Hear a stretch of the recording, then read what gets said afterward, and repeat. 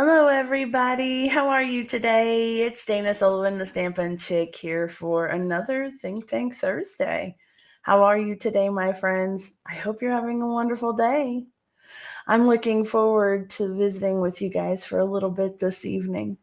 We have a brand new Stampin' Die and mask bundle that I can't wait to share with you. We're going to play with that for a little bit this evening. And we're going to do a little sneak peek of one of the mystery boxes that I have listed on the Stampin' Chicks Facebook group. So, getting started this morning, oh gosh, I have been going nonstop. So, like 5 o'clock this morning, something like that. And I did a little bit of organizing with the new shelves that I got. Many of you may have seen that video I did where I was talking about some shelves that we got from one of the local stores that went out of business. And they've come together really well. But, trying to figure out how to reorganize everything, it's not in stacks and piles, is a bit of a challenge, but I'm looking forward to everything being laid out beautifully and being able to just pull a drawer, little bin or cubby, whatever, that has all of like with like and everything else. You know what I mean? So a lot of you know that I have an entire counter full of product that's retired. In fact, let me just see if I can turn you that way. There you go. You can see it. That's just the slightest little bit of it, and it goes on and on and on. So there is an awful lot of it there. And I am really looking forward to getting rid of it. I want my counter space back. So I have been packing up not the medium flat rate boxes, mind you, the large flat rate boxes full of product, Stampin' Die bundles, stamps and punches, solo stamps, embossing folders, loan sets of dies, literally everything, paper, ribbon, embellishments, all the things, card kits, etc., etc. These boxes are packed full of all kinds of good stuff for you. And I have 10 of them listed on the Stampin' Chicks group on Facebook. So I believe, let me just try to grab the link here for you guys. And I will put it down in, there it is, down in the chat for you. So regardless of where you're watching from, you'll be able to click the link, head over to the Facebook group. There it is posted for you. And request to join the group if you're not already in my group.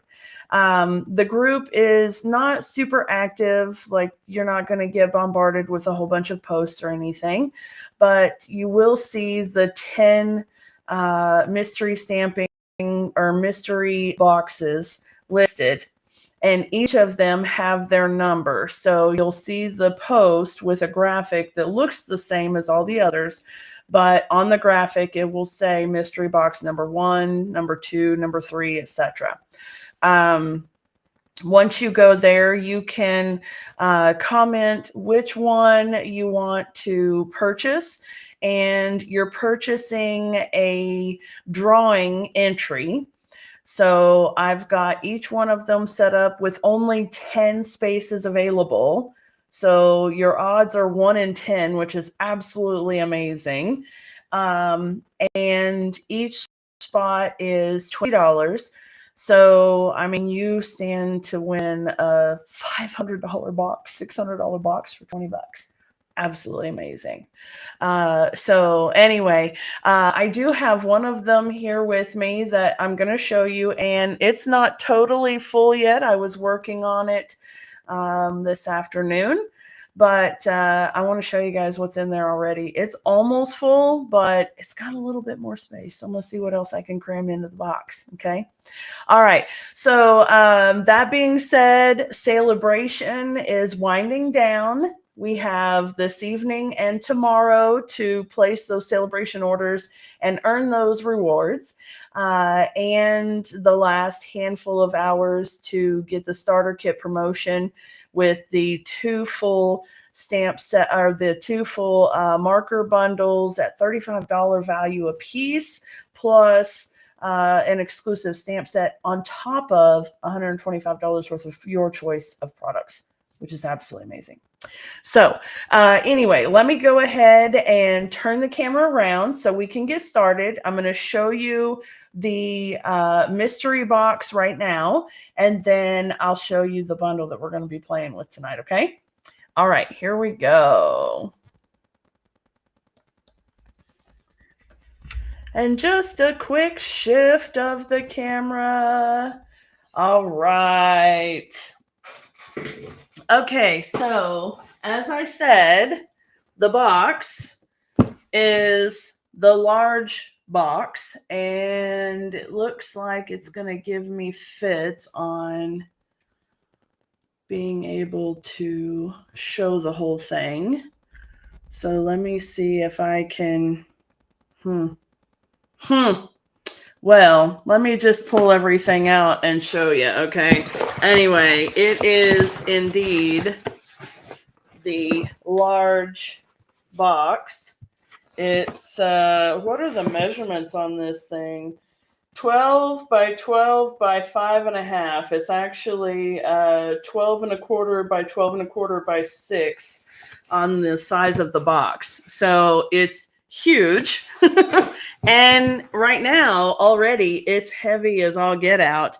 So the wonderful thing about using these flat rate boxes, of course, is that no matter how much stuff I pile in here, as long as it fits, it ships for the same flat rate. And so when you head over to the Stampin' Chicks group on Facebook, the link is in the chat below. You'll be able to see the 10 different mystery boxes. And I'm not going to tell you which one this one is, because that would defeat the purpose of the mystery box. However, I will tell you that this one in particular is Christmas themed. So I've got 3 packages of Designer Series paper, a package of Love Santa treat bags. We've got 3 rolls of ribbon here, and all of this is still brand new.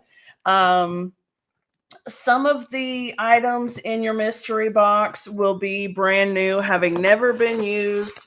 Some of the items will be like gently used stamp sets. Some of the items will be partial packages of paper, or treat holders or boxes or whatever, but all of it will still be absolutely fabulous and usable, right? So you will get a full box of goodies, okay?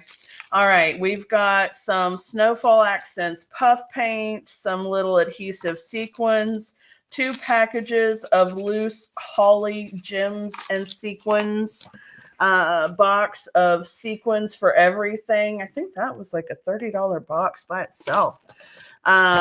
We've got a package of Warm Wishes cards and envelopes. That's pretty cool.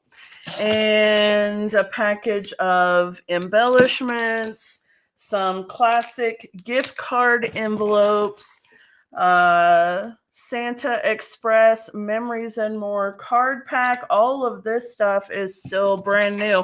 Actually, I think everything in this particular box, except maybe the stamp sets, are absolutely brand new. So we've got Tidings of Christmas 6x6 DSP, metallic and shimmer 6x6 DSP. I'm still going.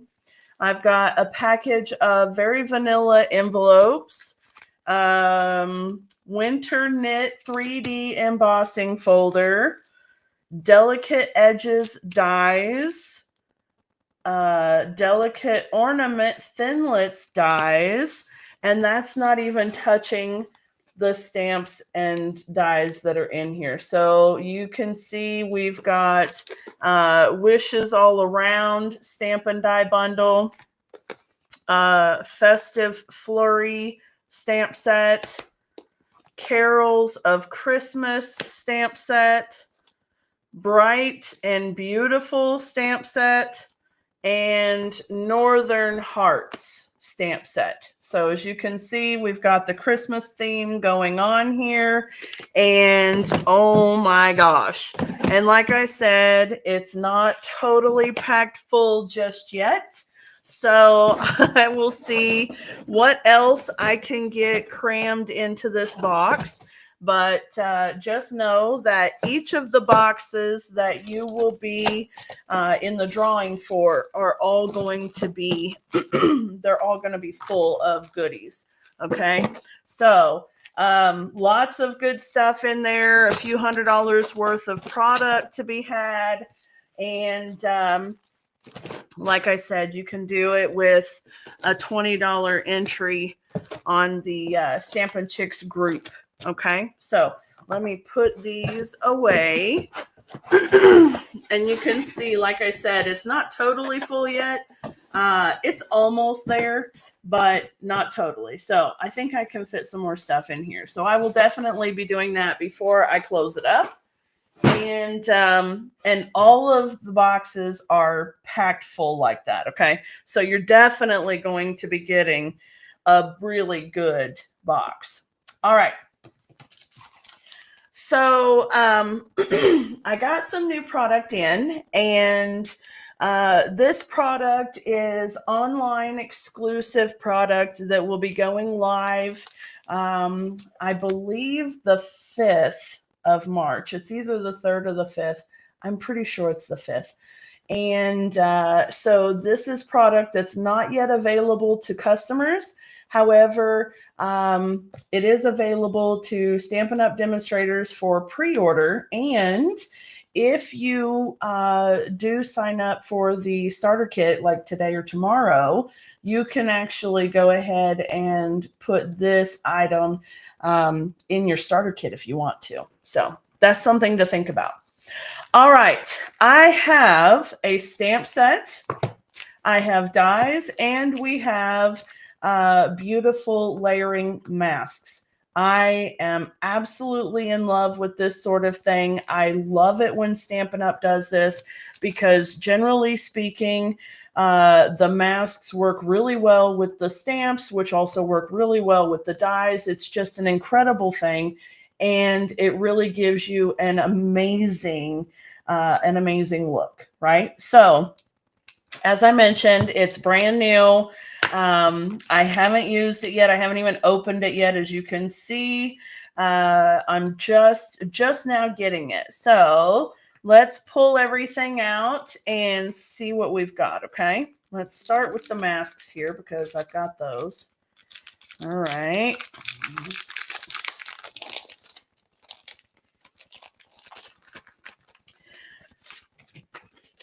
Now, when I got this, I was really excited because I love hydrangeas, and I have this beautiful hydrangea plant in my front yard, and I absolutely love it. So when I saw that, and I went, "Ooh, I gotta do that.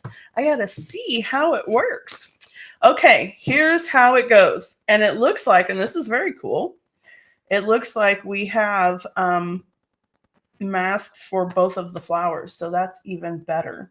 I didn't realize that. Again, I just opened it. Okay, so with these decorative masks that layer, they're really cool because they all have this notch right here. So if you look at it like that, you can see that notch, right? And the notch lines up, as you can tell, it's the same on every single one of the masks, right? And they're all numbered. So I'm sure that you can't see it, or maybe you can, but it's right underneath the notch there. Yeah, I don't think I can get the light to reflect just right. But anyway, just trust that there's a number there. All right, so this is number 1. And you can see that's our shadow. So that's going to be our backfill. This is going to be the back layer of everything. And then we have number 2, which is going to give us a little more depth in the color of the flowers. So this is going to give us more of the individual flower backgrounds.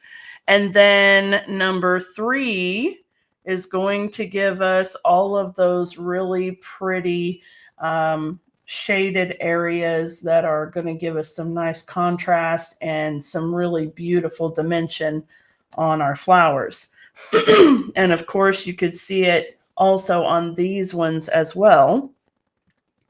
And then on this set, so you have 6, no, you have 5. Okay.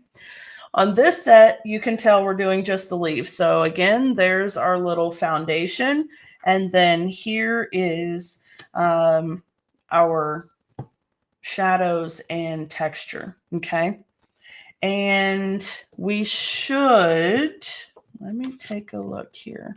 It should line up perfectly with the stamp.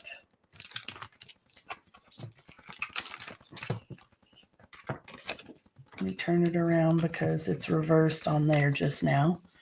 And yes, okay, do you see that? So what that means is we can stamp the outline in black or whatever, and then we can add our layers of color. Okay, so let's go ahead and what I'll say, assemble the stamp set right quick.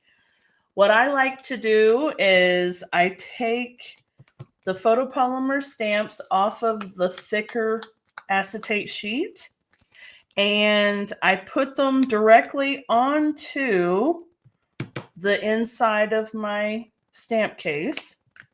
And then if the stamp set has a coordinating dies, I will put a magnetic sheet on this side and put my dies in there. And that way I have all of my stamps and dies all together. They never get lost and it's easy peasy, right? Okay, so while I'm chatting here and just putting all of my little stamps on, is that a little butterfly? I don't know what that is. That's, oh, I see. It's a little color in here. Okay, so there are some really tiny little images right there, right there.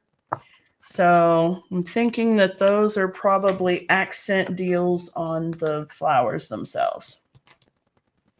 Okay. I really like the sentiments in this bundle as well. I like the mixed fonts, which is always good. And, you know, it's just so pretty. And I love the words that are on the sentiments for these ones. Hey, Jenny, how are you doing? Oh, yeah, I'm telling you, I absolutely love doing my bundles this way. And I do my photopolymer ones this way as well. Slight variation, of course, because they don't have this plastic piece. But I also put my dies on this side with a magnet. And then I'm going to take this lighter sheet and I'm going to put it back over the top just like that. Okay. Now, my friend Sherry, she puts her stamps on the back as well. You know, it's kind of what they meant for us to do when they printed the images for us like this. But she doesn't keep this little clear plastic sheet here because, you know, I mean, in reality, it is kind of in the way if you're pulling a stamp out, putting it back, etc., whatever. But I have dogs. And even though I don't let them in the studio They are in the room right next to the studio. Sometimes they do get in here, and even if they didn't, I inevitably carry dog hair, wherever I go. So occasionally there could be a hair or something, that gets on it. Plus, dust and things like that, like you can see on my little silicone mat. Just life in general, they just get a little dusty, and I like them to stay clean and beautiful. So that's why I keep that little plastic coating on there. All right, now let me see here. Let me grab a magnet sheet. So I've had folks ask me about the magnet sheets. Where do I get them? All of that sort of thing. I was getting them at Walmart in the craft section. They have a 2-pack of this size, or it's just slightly bigger. They have a 2-pack for $1.97, and they work great. They're really heavy duty and they're nice, but I go on Amazon and I buy a box of 30 that are 8 by 10, or they're 8 by 10. And then I cut them down to 7 by 10. So I cut 1-inch strip off the long edge. And then I have 2 5 by 7 pieces that I've got left from that one sheet. And I find that that's cheaper per sheet. And because I use a lot of them, I do this with absolutely all of my bundles. I don't typically buy just a stamp set if it has a matching die set with it. So I just put that piece in just like that. So as you can see, took the backing off. There it is.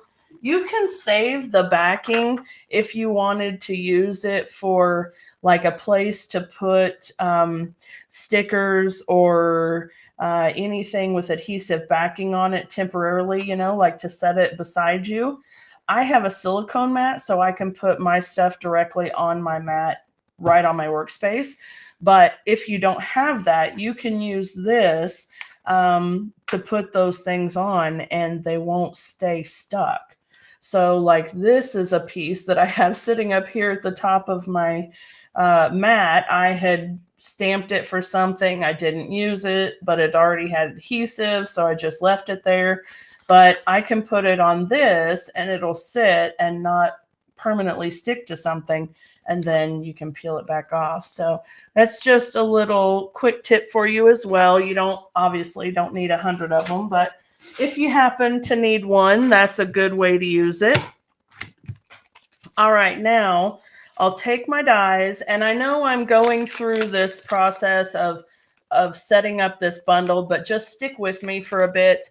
Let me get this set up, and then we'll get to playing with those, playing with the masks and our stuff here, okay? So let me get my mind wrapped around it. You know what I'm saying? Okay, here we go. So I just put my dies in however I can get them to fit. I don't necessarily have a rhyme or reason as far as that goes. I just want to make sure that I can get everything, obviously, on the board here. Okay, not too bad. Let's see if we get as lucky with this one. Sometimes it takes a little bit of finagling with these dies. I'm not going to lie with you. Sometimes we have a lot of dies and it's kind of like be a Jenga master in order to get them all on the panel. But 9 times out of 10, I am actually able to get them all in here. On the rare occasion that I can't, I'm trying to remember which one it is. I'm not sure which one it is, but it had it's the butterfly bundle. It's the butterfly bundle. It has a whole bunch of the butterfly dies, and then it has another die that's the size of a card front that makes the die cut card front. And so I have just that piece left on the board and just sitting in the case like that. So that's how I would do it. Okay, and then I like to take this piece out and I'll grab my pen and I'm going to put that it includes 12 dies. And this way I can keep track, you know, when I have classes and such, I can count my dies, make sure I'm not missing anything. I like to keep up with my stuff really well. So I want to make sure that everything stays together and that I don't lose it, right? So I put 12 dies on the spine, and that way when it's sitting on my stamp shelf, I can see that that stamp set has dies with it, right?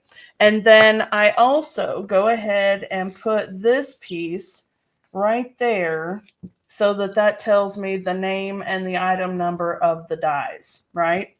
And then that's what I do, and I put this on my shelf, okay? Now for this one in particular, because it has those decorative masks, I will also put those inside the box if I can.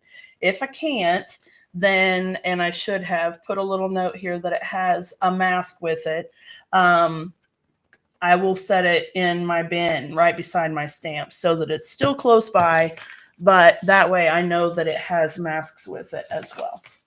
All right, let's go ahead and start playing because that's enough of that and we want to get to the fun stuff, right? Okay, I'm going to bring out some basic white cardstock. This is cut at 4 inches by 5 1/4, which, as you know, is a standard card front. And we'll do just a little bit of coloring so that you can see how it all works, okay?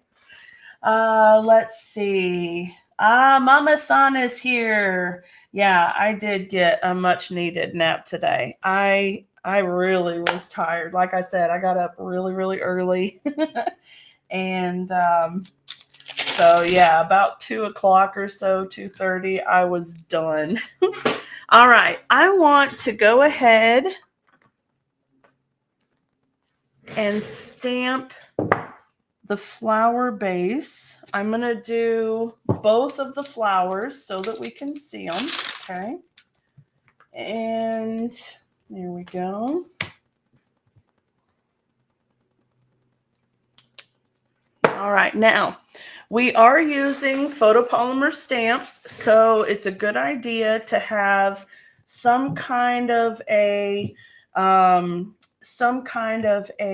pierce mat or a semi-solid surface. This could be a thick magazine or a phone book or a paperback book, whatever.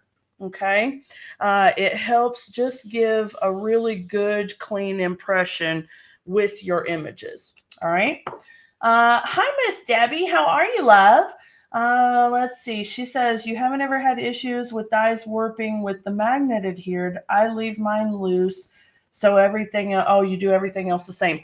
So I believe what you're talking about is when you use your dies, sometimes the machine will slightly warp the die so that it's not actually laying totally flat on the magnet. So right now these are brand new. They've never been used. So they are stuck like glue almost to the magnet. They'll be kind of a pain to get off of here for a bit.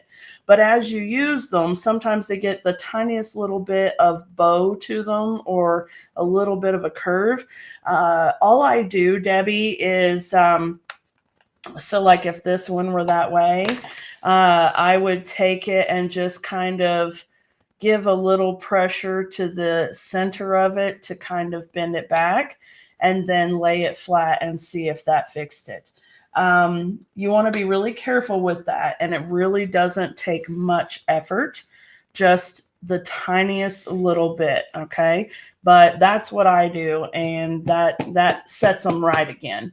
You don't have to do that. Obviously, like you said, you can leave them loose I can't, as you could see, I had to put that together before I could even play with it. So it's my own personal issues. But yeah, you can definitely leave them loose. Okay, what I want to do is I want to just put them pretty well in the center. I mean, it doesn't have to be exact, but I'm going to keep it on there just for a second because it's white and we're doing an outline, and I just want the ink to soak in and give me a good crisp line outline, which we have there. So you can see, very nice. All right, and then let me bring in another sheet.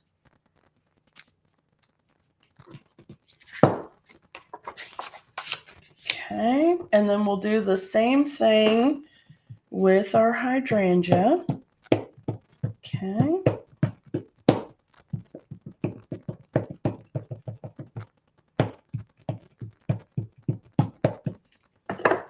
All right. And bring it back up in the camera here. I'm going to have to see if I can move that camera up a bit. It's bonkers. All right. There we go. Oh, is it nice out where you are, Debbie? We had absolutely gorgeous weather here today. It was stunning. I went out with the dogs for a little while and let them run and play, and they were enjoying it too before we all came in and took a little nap. You know, just like children, let them run and play and wear out and then come in and take a nice little nappy nap. All right, so we've got our two flowers here now. I'm going to bring this one back in since it's the first one we stamped. And what I want to do, grab my things here. Okay, now I am not going to be a good example of using the notch and lining things up because I detest wasting paper. So what I will be doing is lining it up and praying that I know what I'm doing. Okay.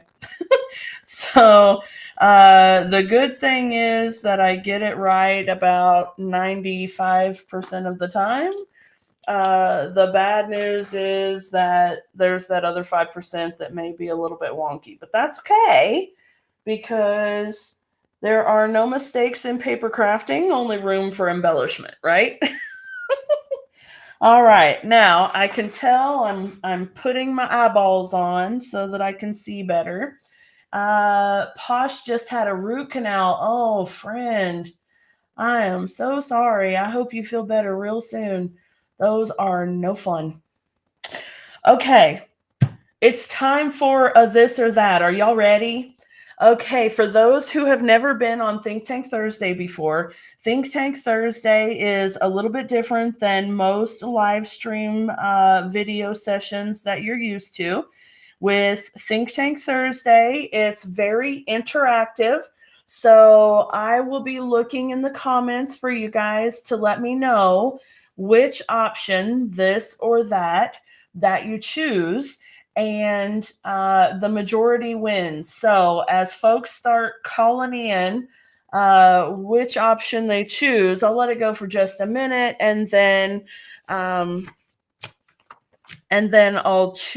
go by that, whichever one is the most popular. Okay, so it's time to choose colors. All right. For this one, I'm going to give you the option of Misty Moonlight or Fresh Freesia for the flowers.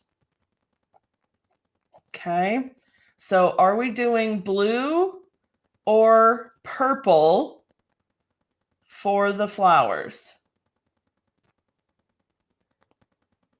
All right, so comment and let me know. Are we doing blue or purple for the flowers? And while you guys are deciding that, I think I'm going to grab just one more shade of each That way we can get that multi-level shading and it'll be beautiful.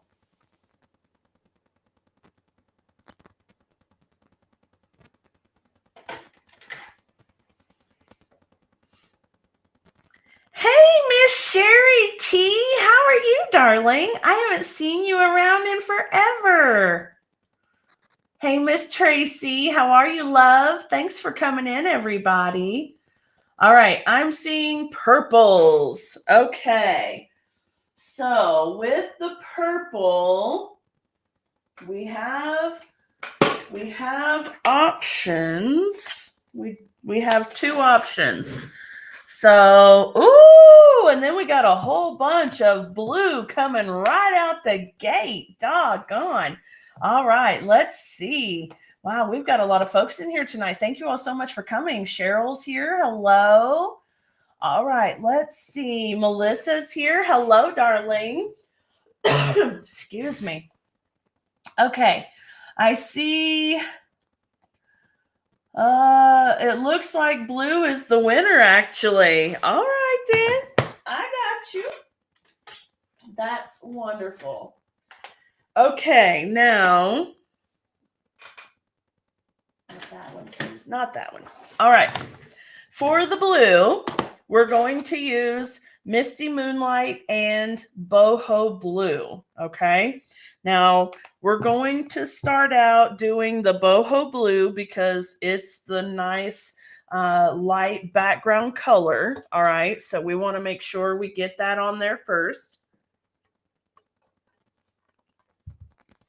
I'm going to grab my blending brush. Okay. And if you don't know how to use the blending brushes, they are so much fun. You're absolutely going to love it. Let me grab one of these crazy pieces of paper that have artistically created backgrounds on them. I know Sherry's in here and she loves those things. But all I'm doing is I'm focusing on this, okay? So don't let all of my crazy color background mess with your brain, but it's just scrap paper, okay? All right, what I have done is, as I mentioned, I'm not actually using the notch to line it up. I am just lining my stencil up, or my mask rather, with the stamped image itself, okay? Now, you wouldn't necessarily be able to do this as easily if you didn't have that stamped image background already done. It may look a little off and it may be hard to line up, but when you have the outline done, definitely helps, okay? So don't worry about not lining up the notch when you have the stamped image, okay? All right, you notice that I tapped off just a little bit with my brush. That's just to get any kind of scratchy, rough edges off. I'm going to be careful about right here and over here because it's on the paper and I don't want to get ink everywhere else. I just want ink on my flowers, okay? So I'm going to start right here on the plastic part. And I'm going to go in a circular fashion like that. All right. There we go. And of course, as I said, being very careful around those edges because I don't want to get blue all over my card piece. I just want it on the flowers. And also bear in mind, this is really, really light, but if I want to add more color, I always can. It's better to apply your color light and add more than it is to get a little overzealous and add too much color up front and then have it too dark, okay? So we can keep kind of swirling around a little bit here, and that will give us a nice color. And I'm still going to keep it kind of light because we do also still have another layer with the flowers. They have 3 layers to them, okay? So I've got the background in the balmy blue or the boho blue, okay? And I'll set this one off to the side. I'm going to keep the boho blue and do this piece, and I'm going to line it up. Now, this is where you may struggle with lining it up. You're going to have to kind of look at your pieces here and figure out how you need them to go. Generally speaking, if I were to have put a tick mark right here, I should be able to line this edge up with that and it would match, okay? So just kind of eyeball where it is, roughly guesstimate the order or the position of your paper, and we'll be ready to go again, okay? So I've got it down where I think it's going to go. I'm going to give it just a little tap there, and then I'm going to come in a bit heavier with the same color, okay? So that was balmy blue done lightly. Now I'm coming in a bit darker with my balmy blue.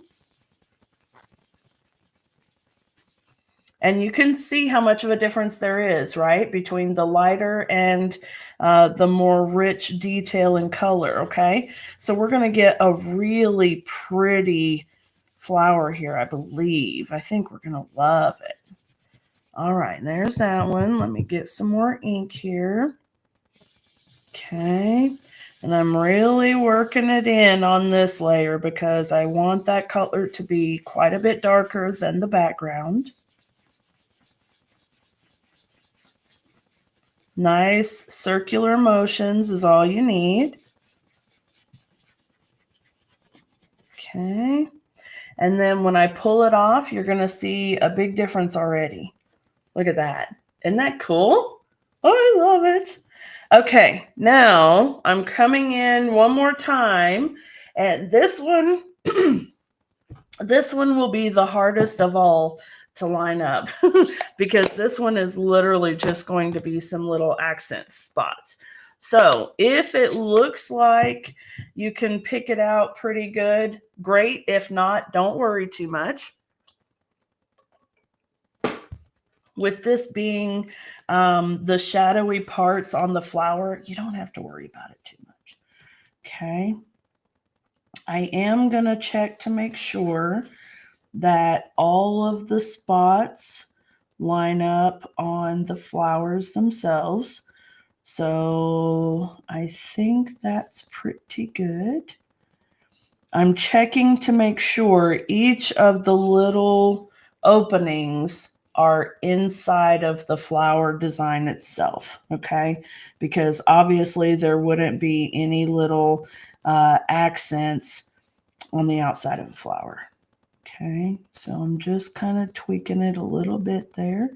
I think that's pretty good. All right, now I'm going to go ahead. I'm going to go ahead and use the same blending brush because Boho and Misty Moonlight are in the same color thread, whatever. So they're basically light and darker of very similar colors. And then again, tap off. And this time you can go as dark as you like or as light as you like. It's entirely up to you. I'm going to do it pretty dark though. I want it to have a really bold shadow there. Okay.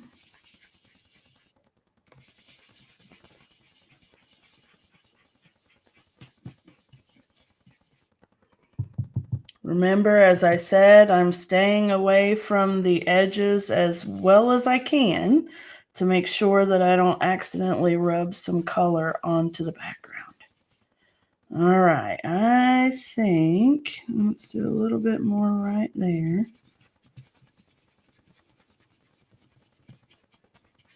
Okay, I think that's pretty good. So now, boom. Isn't that beautiful? I love it.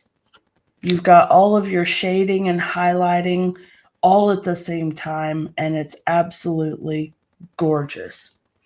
All right, now then, for the green, we're going to use Old Olive and Moss Meadow. I think that richer green is more what we want, so we're going to do that. Let me grab my... And I actually have two different brushes for this one, not because you necessarily need it, but Misty Moonlight or Mossy Meadow is quite a bit darker. So, okay. Again, with our pieces, we've got two separate ones for the leaves. And you can see that the one doesn't have any detail at all, and the other one has all the detail. Okay, so the one that doesn't have the detail is the one that you want to line up first. That's our background. So we're going to just line it up with the stamped image. Okay.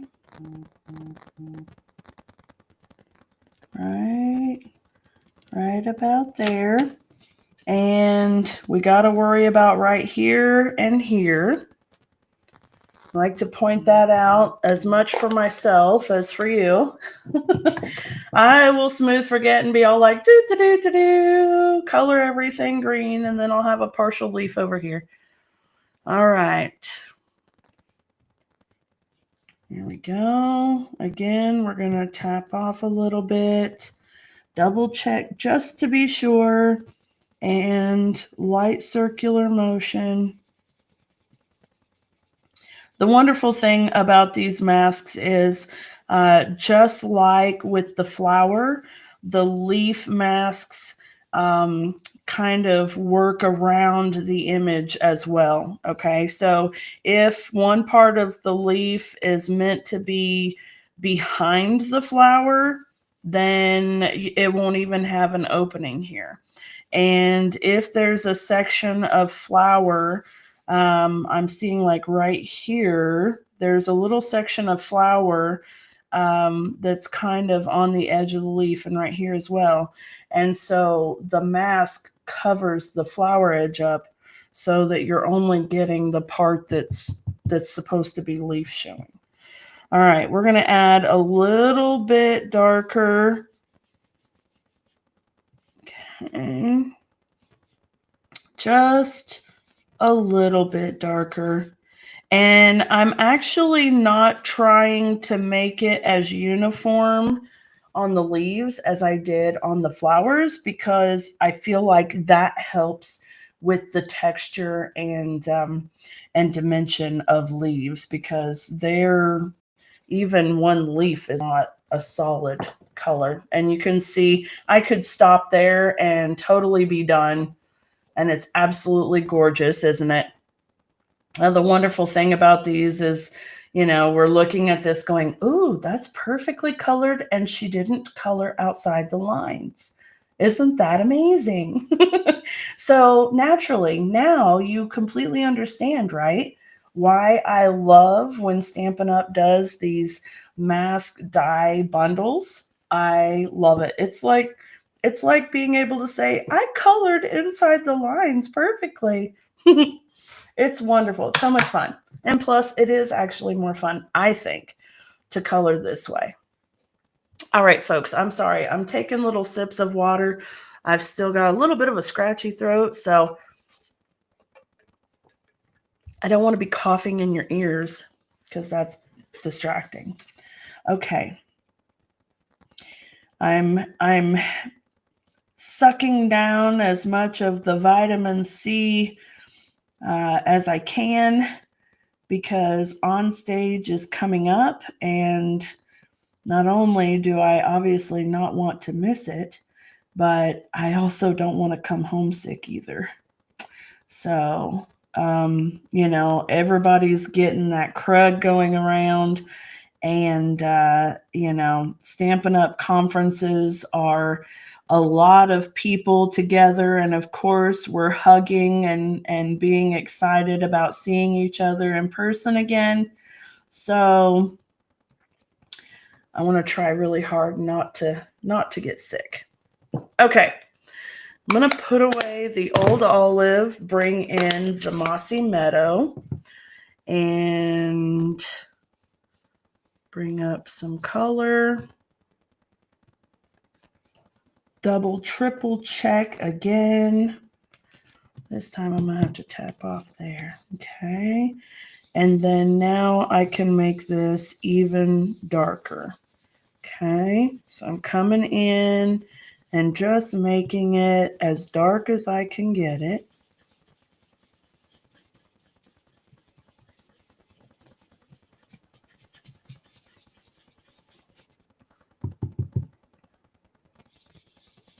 You see what happens when you don't tap it off first? I thought I'd be slick and just tap it off on that plastic. All right, there we go. Okay, and look at that. I love it. Okay, so if I hadn't already convinced you that this is the greatest invention ever by being able to color inside the lines, surely that flower is convincing you that it is absolutely spec-freaking-tacular, right? Okay, and now, in the words of the late great, what's his name, television advertiser, but wait, there's more. Mama San, you're still here. I know you know what his name was. Billy Mays, that was it. Billy Mays, is that right? I think that's right.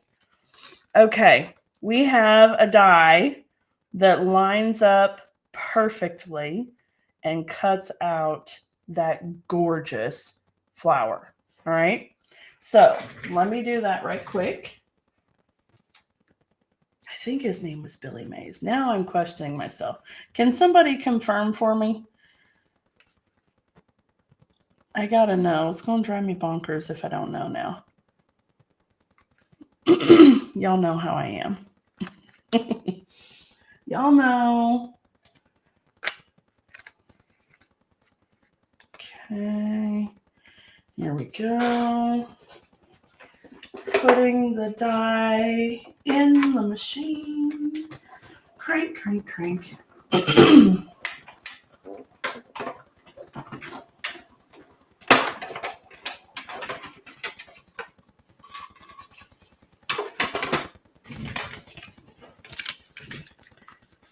All right. Are you ready for this moment of truth? So pretty. Look at that. Look at that. Isn't it gorgeous? I love it. I love it. All right. Are you guys ready to do the hydrangea? And then once we get them done, we're going to do a little quick card. Okay.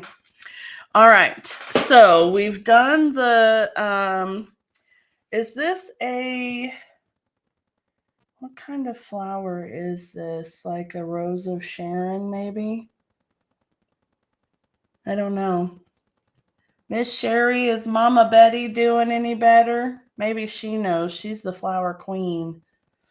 All right, let me set that off to the side, and I'm going to bring in my hydrangea.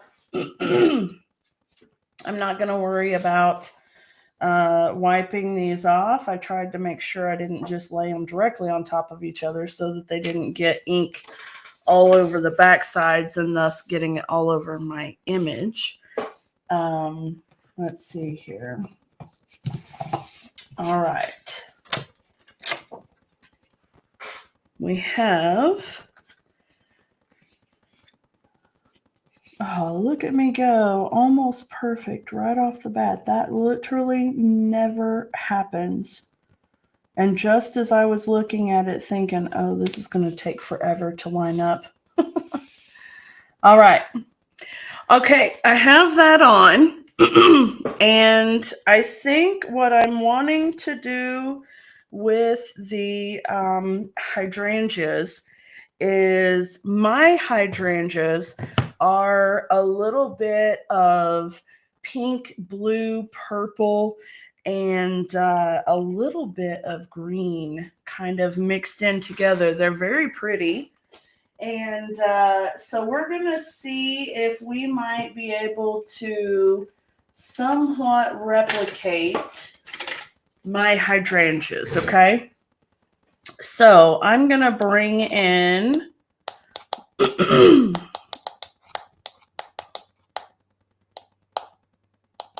I'm going to bring in soft sea foam, and I want to use a little bit of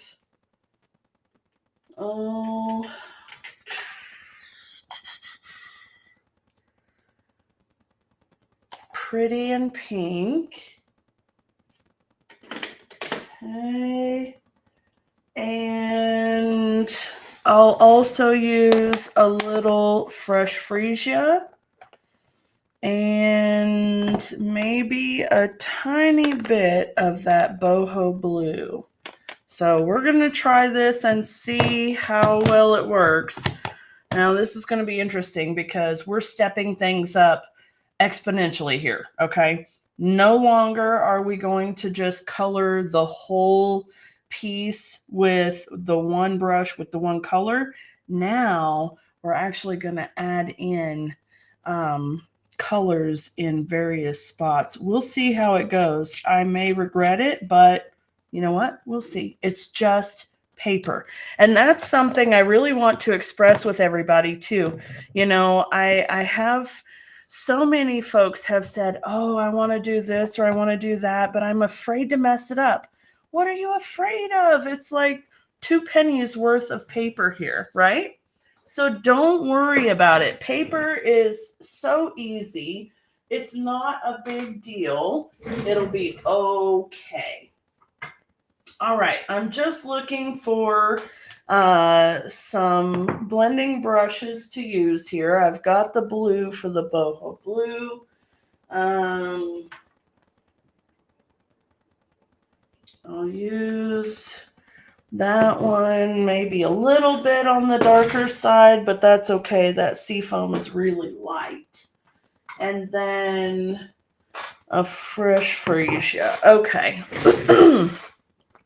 All right, now I am going to go ahead and put the sea foam down first, I think, because it is really, really pale.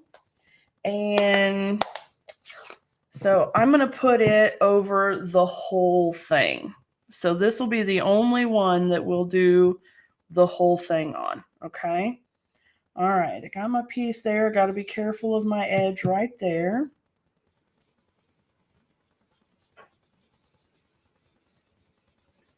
I'm actually not worrying about making it even. Very similar to when I was doing the leaves, because, you know, the varying shades of the green, and then there'll be pink and everything else on here. So I'm not worried about matching the intensity of color here, okay?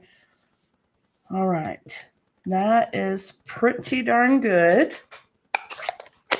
We'll see. We may be wrong. We may be in for a hurting here. So we'll see how it goes, right? We'll see. It's just paper. All right. So first and foremost, of course, we have that piece, which is beautiful. All right, and then we have mask number 2 here, and this one we will get a bit more into the multiple colors. So I'm just lining it up. Okay. These things are so finicky too. If you move them just a micromillimeter too far, you're like, wait a minute, it was just lined up. So it's kind of crazy. All right. There we go. All right, now I want to bring in a bit of my pink. There it is.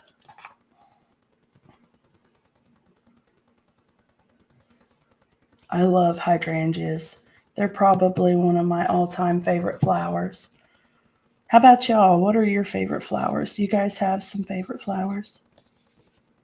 Yeah, that's looking exactly like my flowers. They have such a pretty multi-tonal look to them. Oh, I can't wait to see how this looks. What's your favorite flower, friends? Let me know in the comments.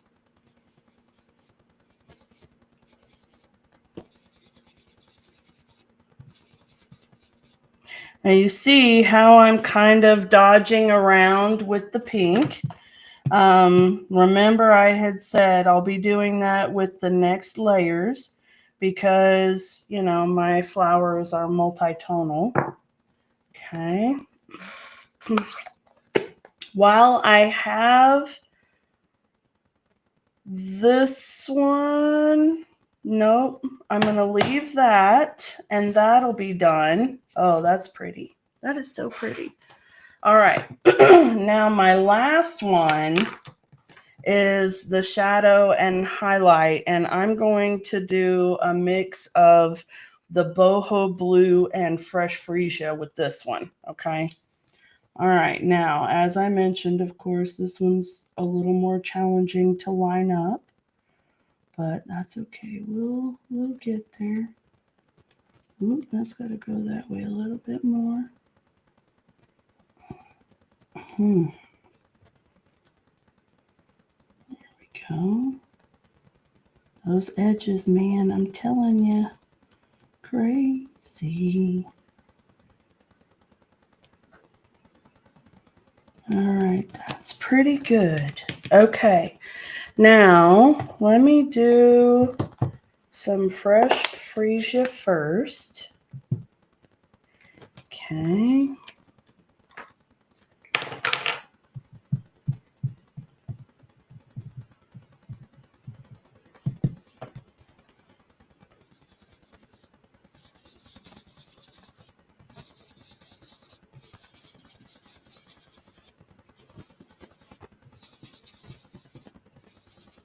Oh, yeah. That's pretty. Uh-oh, am I not seeing comments anymore? Hold on. Ah, there you are. Oh, my goodness. Something happened to my chat. All of a sudden, the comments were gone, and holy cow. Let's see here. Oh gosh, yeah, I've missed a lot of them. I'm so sorry. Sherry says she's been busy with the grandbabies. Nice to be here. I'm so glad that you're able to be back with us, love, and glad that you got to spend time with the grandbabies too. Sherry, what are you saying you can't about? Jenny says it's so cute. Thank you very much. Tracy says it's two of her favorites. Yeah, these are absolutely gorgeous. Melissa, girl, you had to know. You had to know coming in here. She says now she's got to get this bundle. Yes, it is absolutely stunning. All right, Cheryl says beautiful. Sherry Gray, beautiful. I love the set. Tracy Smith, yep, that's him. I'm assuming that's on the Rose of Sharon. Yes, absolutely. Okay. Jenny says peony. You know what? Actually, is the this one, is that hydrangea or is it peony? It may, I don't know. Okay, I'm gonna have to find out though. All right. Oh, tell him thank you, Mama San, if you're still on the phone with them. Sherry's got a lot of favorite flowers, all of them. Any flower is her favorite, she says. Yeah, absolutely. Tracy's are daylilies, orchids. Brenda's stargazer lilies. Sherry says, oh, that background paper. Oh, yeah. Billy Mays. Thank you. Thank you. Yeah, I couldn't place, I could see him, I can see the dark hair, the flannel shirt, and the pointing and excited, and I just couldn't get his name out there. But yes, that's it. Billy Mays. He was so cool. Okay, I'm leaving this on.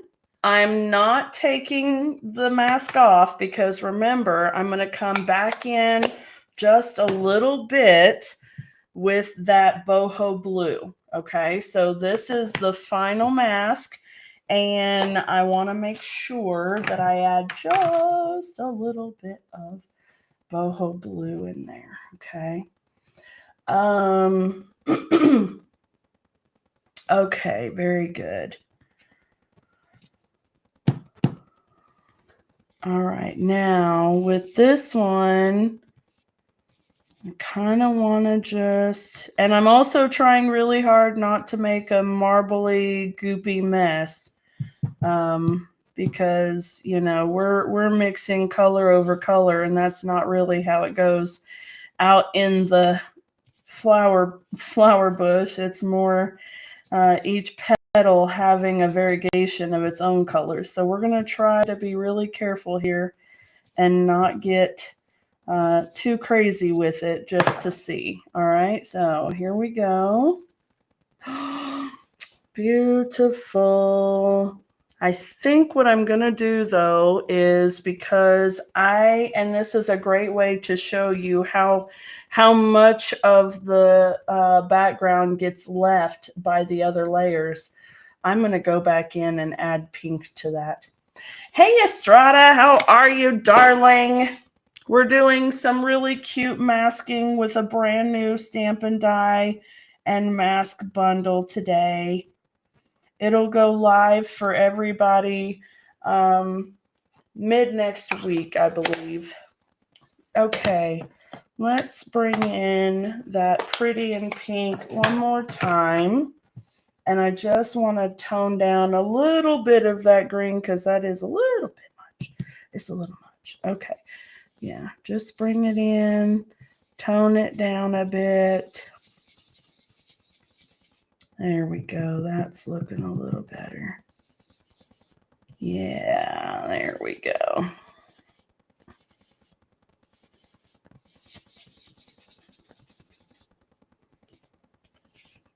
That's nice. That's better. Okay, so there we go.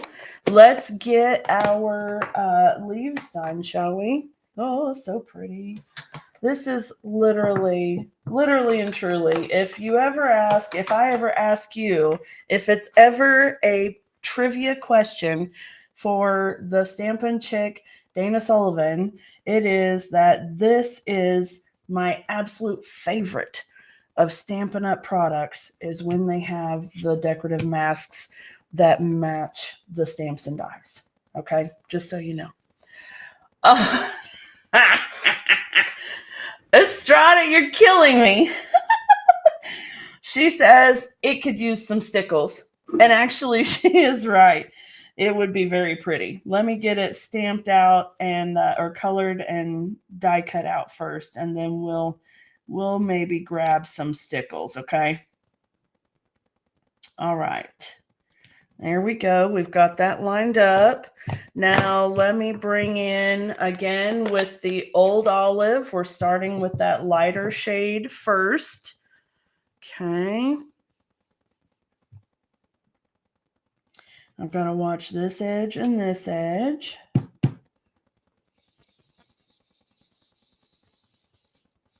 You're too close to that edge, girl. You just said watch that edge. Here I go, all like, whoop. Crazy. Okay. And just like I did with the other one, I'm not going to make it all uniform in the shading. I'm going to go ahead and leave it because leaves have a bit more character than just being solid colors, right? Okay. Now let me bring this one in and line it up.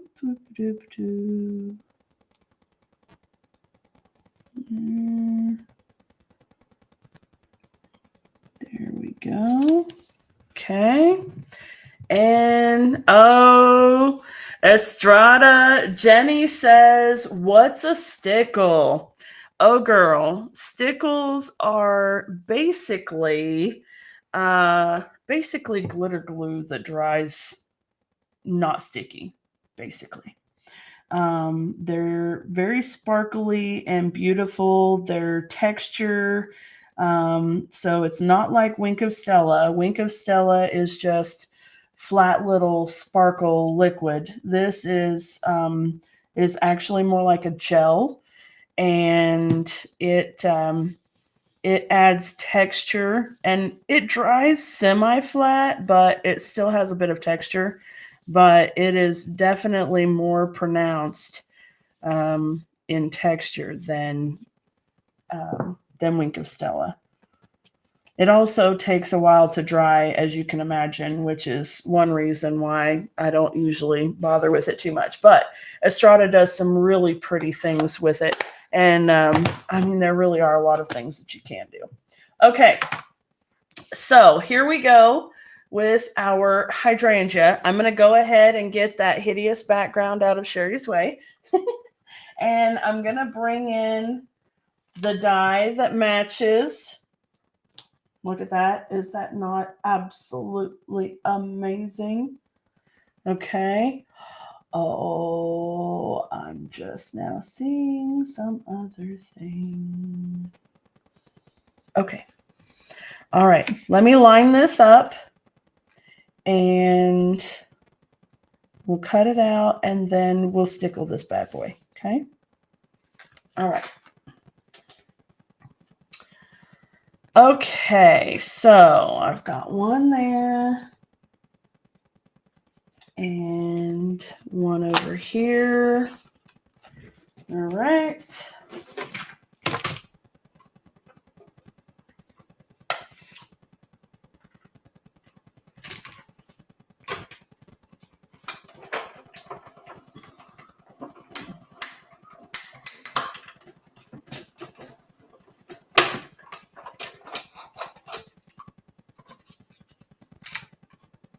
And voila. Absolutely beautiful. Okay. Now then, let me set that off to the side for just a minute. I am not throwing these away. So laugh at me all you want, Sherry Gray. But I am not throwing this away because I'm actually going to use this as a skinny background layer. So I will show you that here in just a minute. Okay.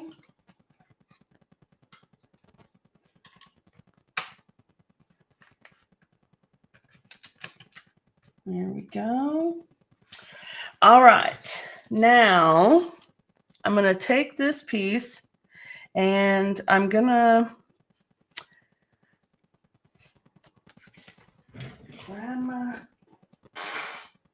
grab my stickles.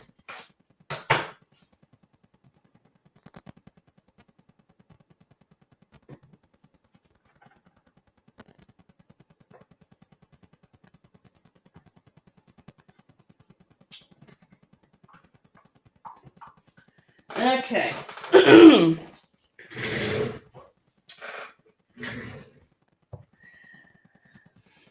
Yeah, I could use those as stencils, Estrada. You're absolutely right. Okay, this is a stickle. Stickles is a brand. It's from Ranger Company. It's this kind of like glitter glue. Okay. I have a different one here that's called Stamp Effects Glitter Glue from Scrappy Cat. I've had it for a little while now. And the glitter in this one is, I don't know that it's as fine as the Stickles, but it's got a little bit more of a green tone to it, where this one has more of a golden tone to it.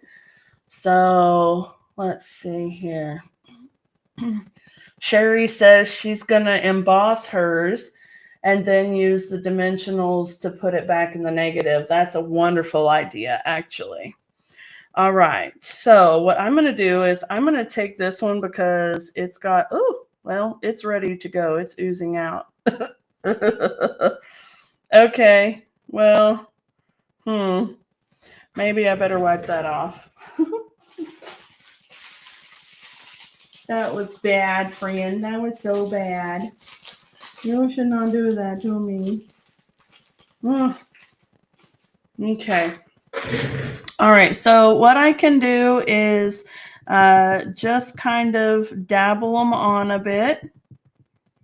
And I don't really put it on too thick. I'm not trying to be crazy with it, but it'll dry relatively flat. I just want to put a little color in here.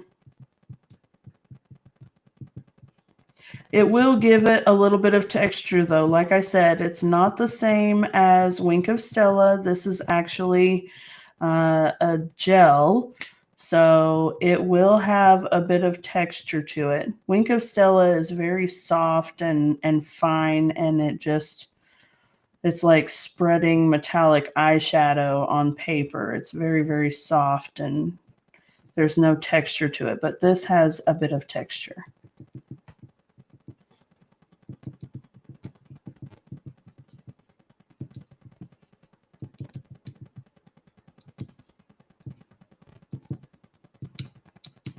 Okay, here we go. Now, Stampin' Up! Doesn't sell stickles, so I can tell you that you can find stickles at pretty much any of the big box hobby stores.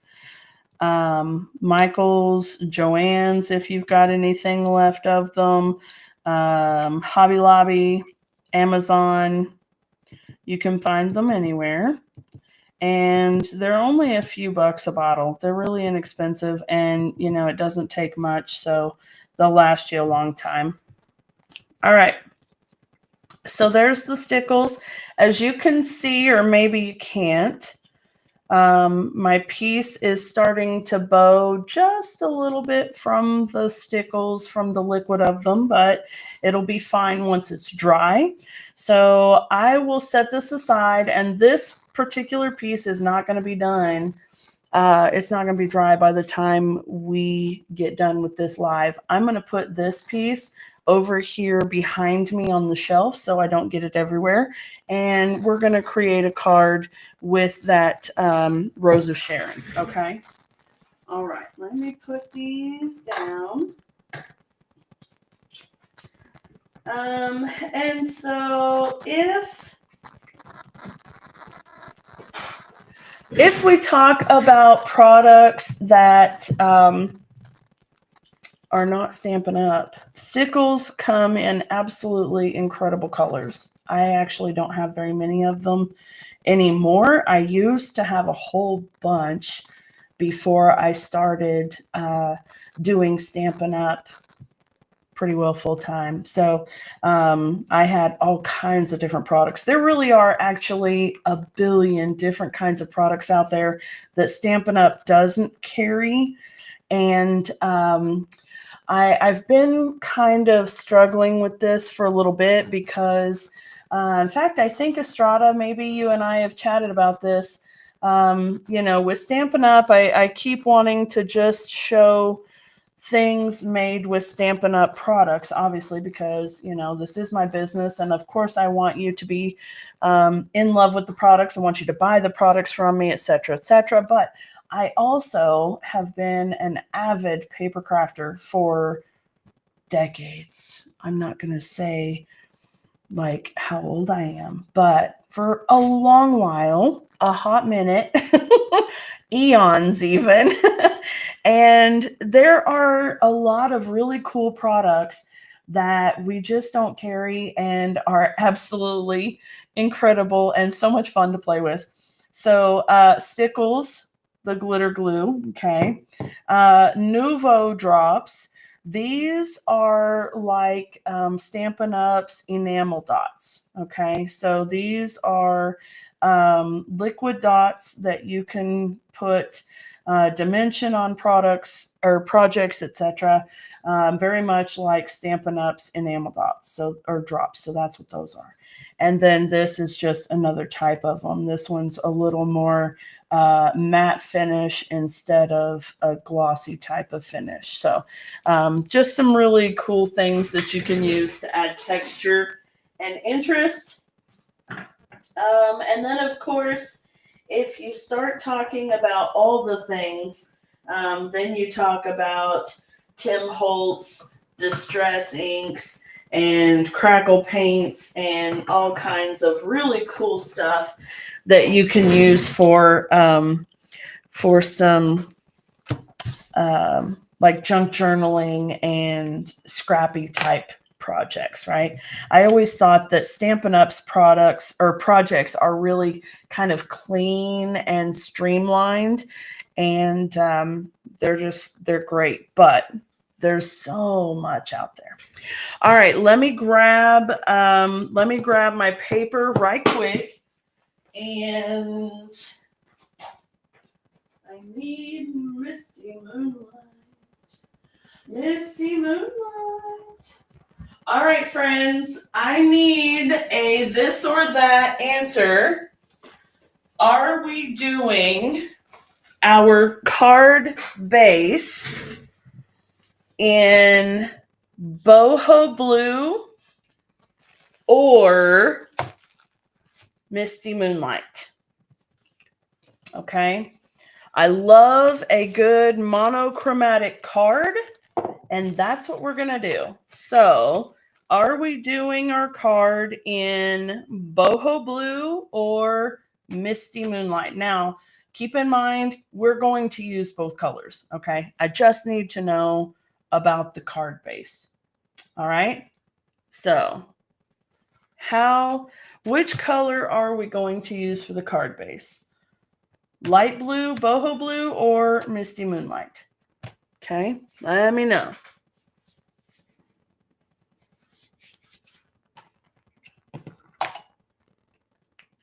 You're glad to hear me say what, Tracy, that there's all kinds of other stuff out there, or that Stampin' Up is more clean and streamlined? Both are true. Both are true, aren't they?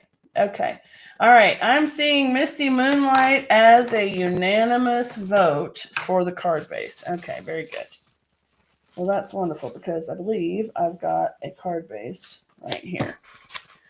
Okay. Let me just double check that this is indeed an 8.5 by 5.5 piece of cardstock. 8.5, 5.5. All right, we'll score it at 4 1/4.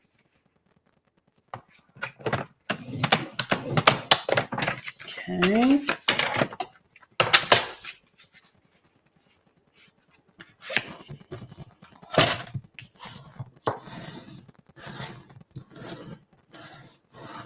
There we go. All right, and then we have this layer here. And now I'm gonna do boho blue.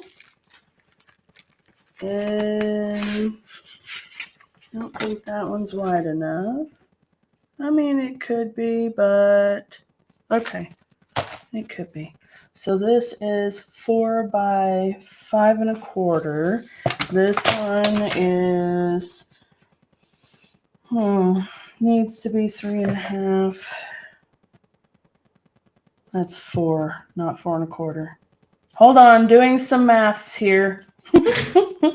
4 by 5 1/4. I would like it to be 3 3/4 by 5. However, this piece is a little over 3.5. So it's going to be 3.5 by 4 3/4. All right, because we're using what we already got rather than making a new piece. Okay. So now I want to cut that just a sliver so that it's actually the 3.5. Okay. Sharing a variety of paper crafting products while supporting the quality of Stampin' Up. Yes, absolutely. So,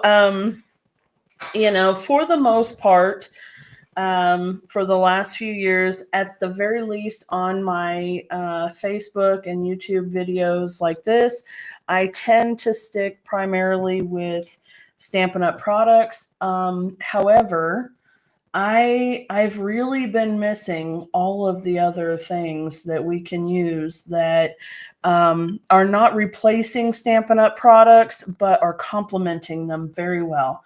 So some of the things that I do not fudge on are Stampin' Up's inks and their papers.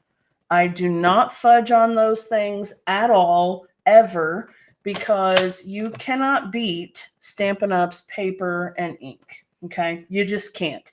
That being said, Tim Holtz Distress Inks and those things, actually, all of Tim Holtz inks are incredible as well, and they do a totally different thing than what Stampin' Up! Inks do. So I feel really confident in sharing that information as well, because they are totally different. Okay, now then, I want to do another white layer here. So this one's 3.5 by 4 3/4. So now I want to do 3 3/8 by 4 5/8.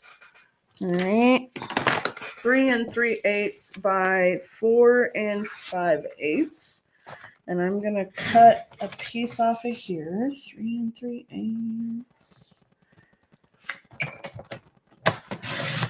by 4 5/8.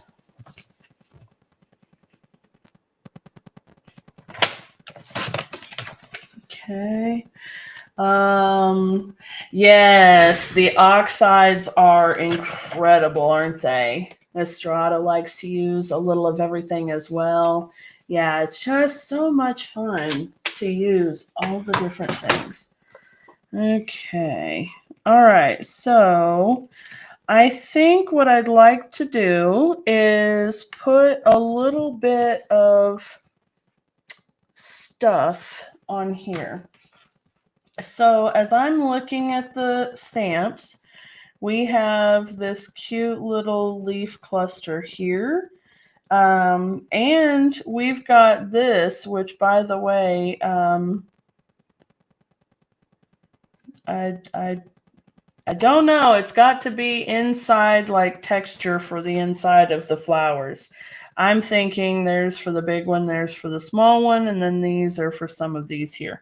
But I think maybe doing the leaves in Old Olive and just maybe bring them around, or maybe just the single one. I don't know. What do you think?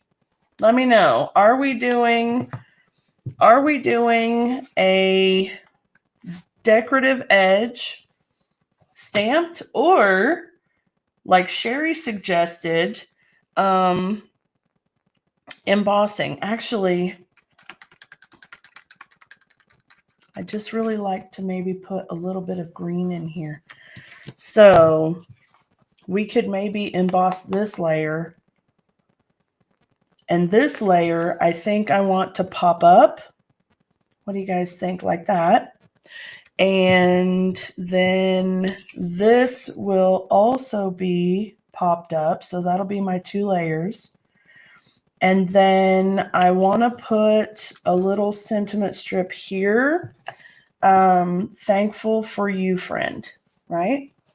So the question is, do we leave it white, or do we add a little green to this layer? Okay, so next question here. Do we leave this white, or do we add a little green? And then we'll do embossing on this layer. Okay, I think that's probably the best way. All right. I know we're all lagging behind just a little bit. I'm seeing everybody coming in with embossing, and that's a great idea. We'll go ahead and emboss this layer, but are we going to add a little green, a little leaves or something to this layer, or are we not?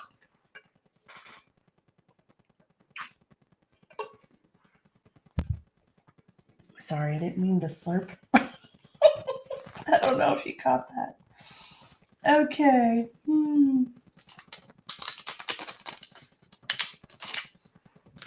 Okay. Everybody else is on the same wavelength tonight. Wonderful.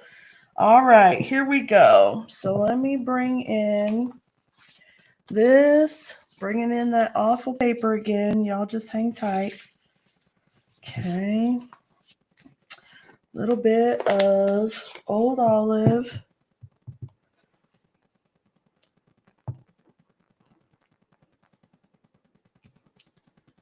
One way that you can get a good random mishmash here, like when you're doing a background, is to turn the paper and not the stamp.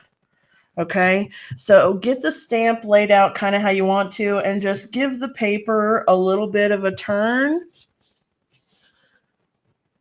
And that will help you get a little more of, that kind of not even look. We don't have to worry about going too far in, because we'll go there though, just to be sure, because the center of it's going to be covered anyway. Okay.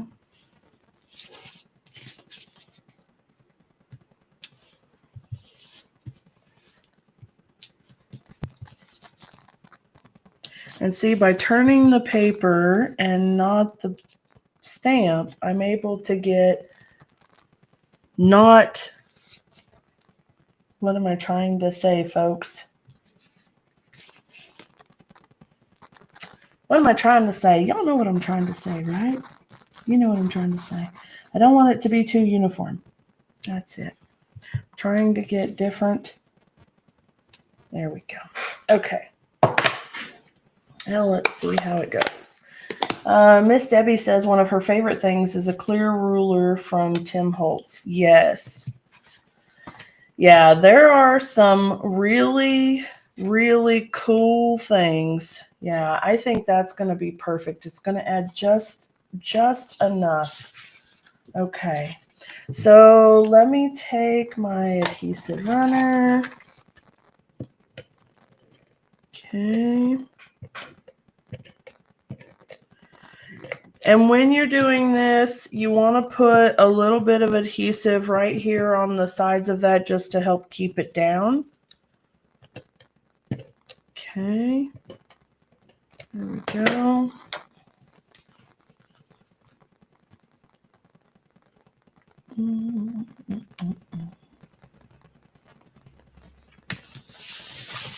All right. And no one will ever know that was there. It's going to be wonderful. All right.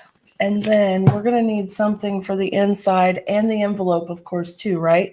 No naked insides and no naked envelopes. And I'm going to show you how to use those stencils to decorate up your insides and envelopes as well. Okay. All right. Next question. We have the brand new Starburst embossing folder.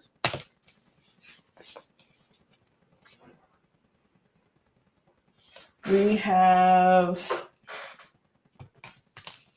the Distressed Tile embossing folder.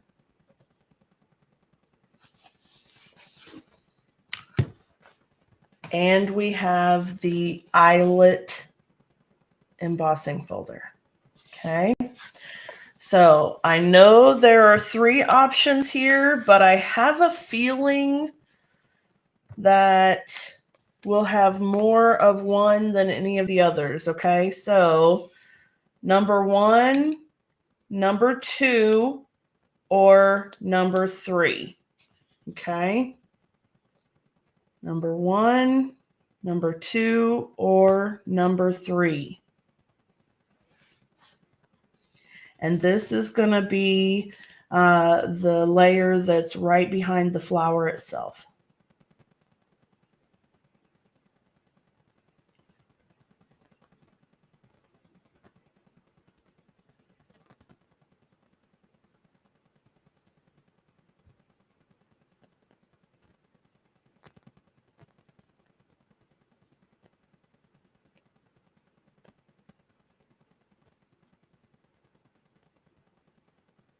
Okay. Number 1, number 2, or number 3. And I might be able to grab the flower.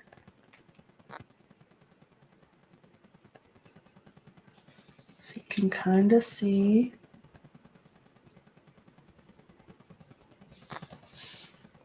Okay. I've got a 1, a 3, a 1,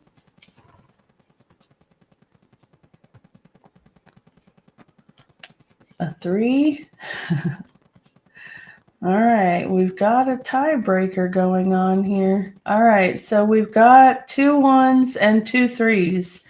So I'm going to pull out number 2, and you guys can still decide. Those of you who have not voted yet, we need either 1 or 3. Either 1 or 3. So this is 1, this is 3. I just took it out so that you guys are able to see the flower on it. Okay, 1 or 3.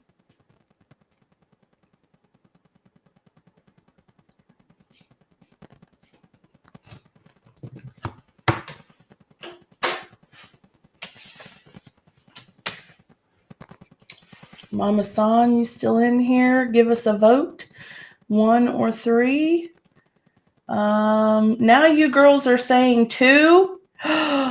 Do you prefer 1 or 2?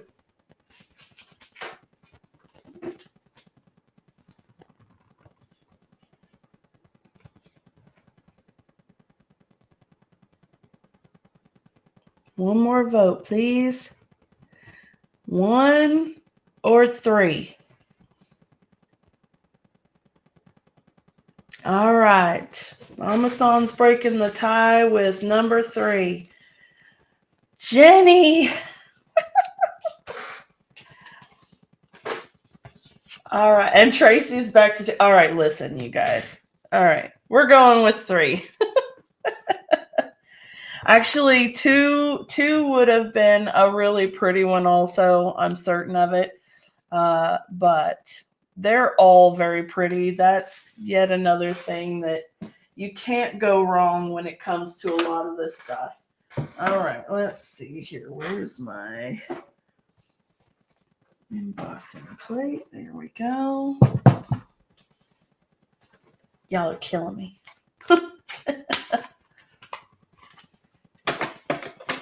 All right, here we go.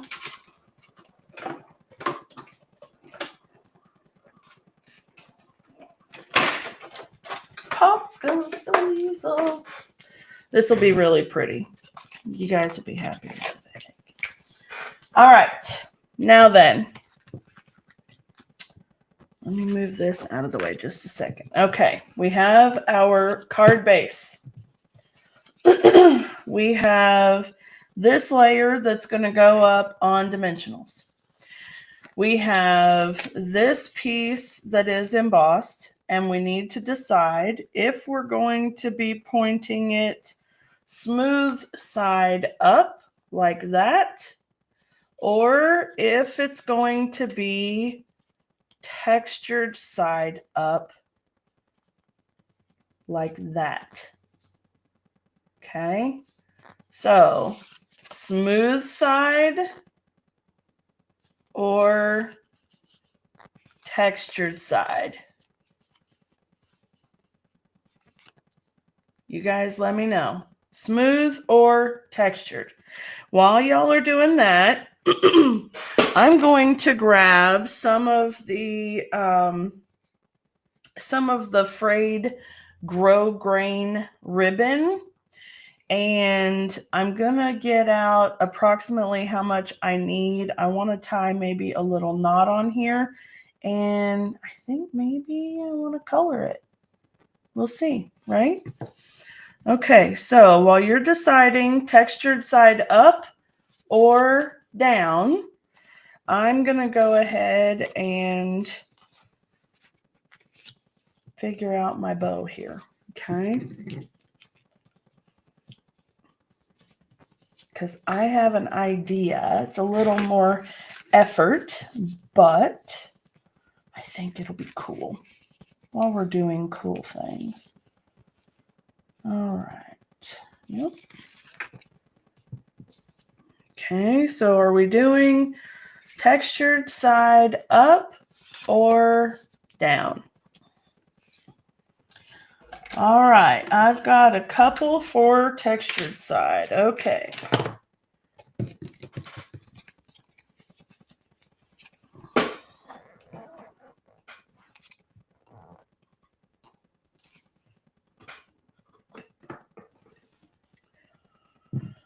Okay, well, everybody's pretty well unanimous on that one. That's good. All right, so let me get this side covered. When it comes to using adhesive on the embossed layers, I always recommend putting your adhesive right to the edge and taking it down the whole piece. So that way you don't have to worry about it lifting or anything else. Now, I know that that puts a bit more adhesive on the back than maybe some of us may normally do. However, especially if we were putting the textured side down, you definitely want to put adhesive all the way to the edges and across the whole panel, because otherwise you'll get kind of like bubbles where the paper lifts, and ain't nobody wanting their paper lifting. All right, so now then, let me put this part on. Okay. And then this will go on dimensionals like that. And I think that's going to be pretty. And this is going to go on dimensionals as well. So I can go ahead and put this one on the dimensionals.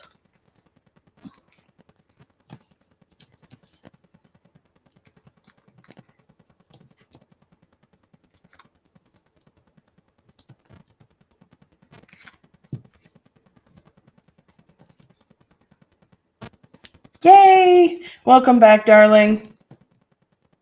We missed you. You missed a great debate. You weren't here to be the tiebreaker, though. All right, there we go. Okay, now I want to see if my little ones will fit. Sometimes, even still, they're too small. Okay.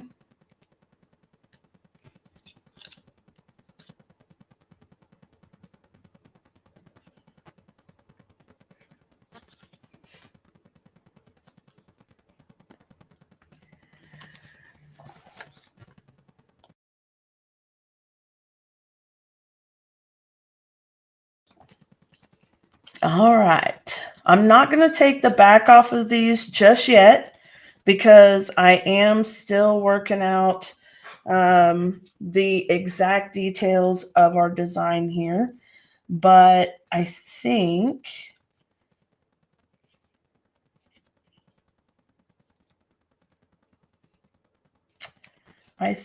maybe if our knot goes over here on this side, like that, and the sentiment goes up here, or We could put the knot on this side and the sentiment could go over here. Okay, so are we putting the sentiment in the top corner or the bottom corner? All right, top corner or bottom corner. While you guys are thinking on that, I'm going to go ahead and grab the sentiment and put it on a block so that we can get it stamped. Okay. So are we putting the sentiment on the top corner or the bottom corner?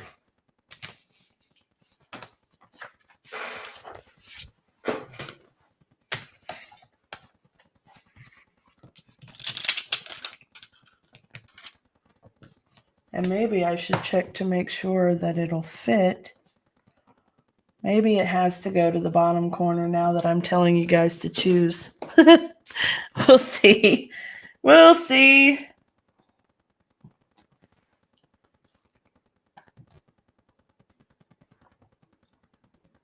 I know that was kind of a mean trick, wasn't it?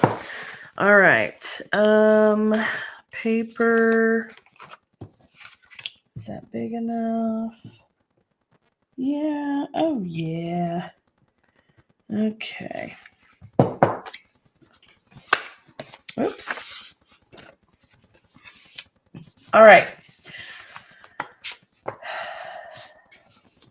Okay, next thing we got to decide if we're doing our sentiment in Misty Moonlight or Mossy Meadow. Okay. Are we doing our sentiment in blue or green? Blue or green? This will be our sentiment. Thankful for you, friend. What do you think? Blue or green for the sentiment?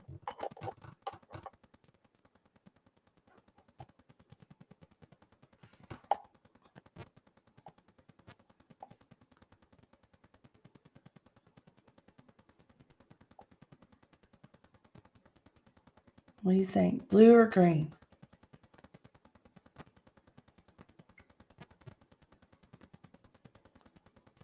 Mossy Meadow, Misty Moonlight. There's another green.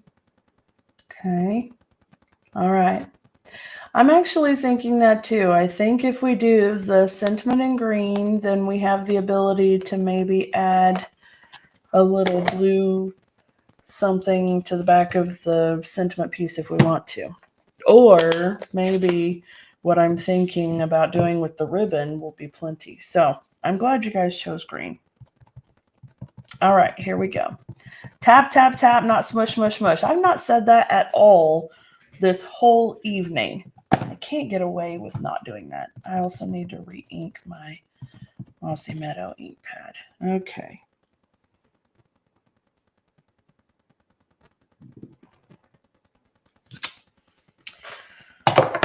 All right.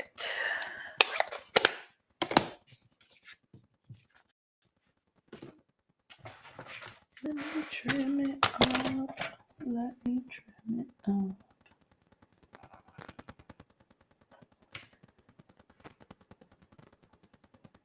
It's going to take up a whole inch. Yes, it is. Whew. All right. All right. And then I'll leave it squared for now. We can do either cut a little edge here, make dovetail. We can cut it at an angle. We have a lot of options. All right.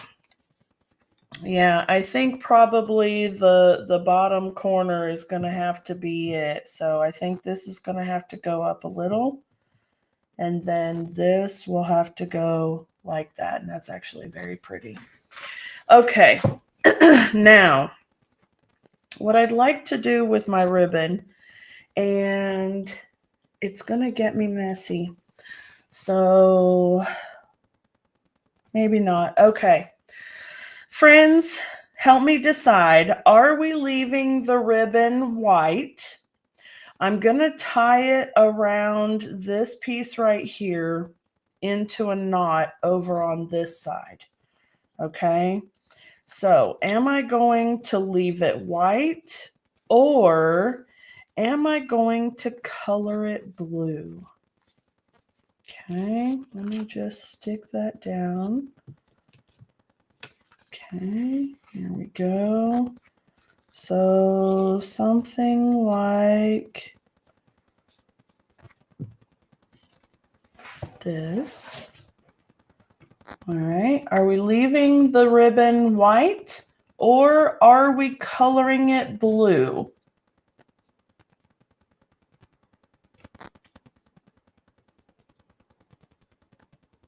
Are we leaving it white or are we coloring it blue?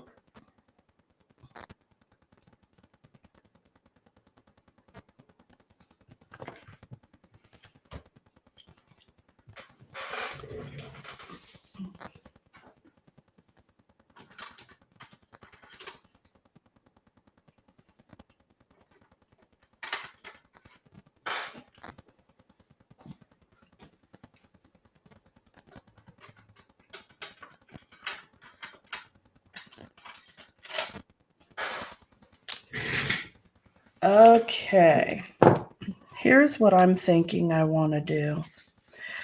I want to set that over there, and I want to color this 2 different colors of blue. All right, bringing in that ugly paper again. I want to do dark misty moonlight. Let me put this here to see how dark I want that. Maybe not that dark. Okay.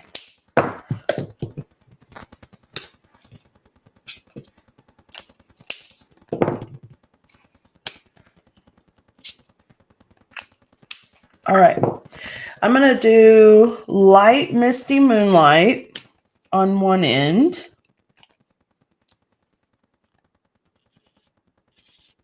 And this is the coolest thing. I love Stampin' Blends markers.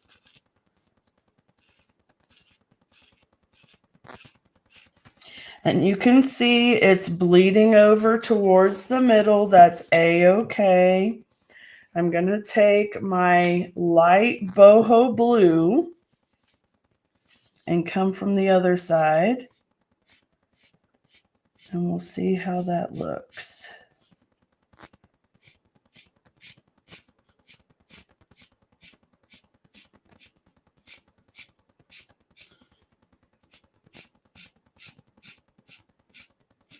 And if it's too much, then I'll use it for something else and we can do, I don't know, I think that's really pretty though.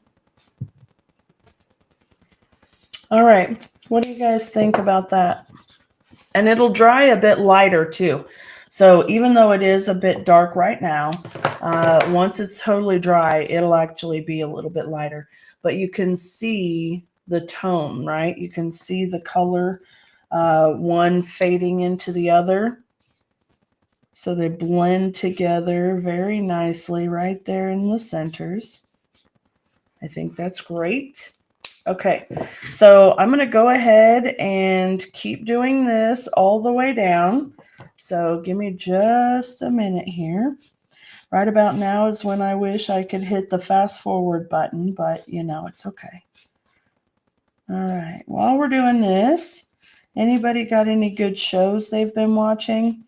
We finished the series that we were watching, so now it'll be time to find something else to binge into.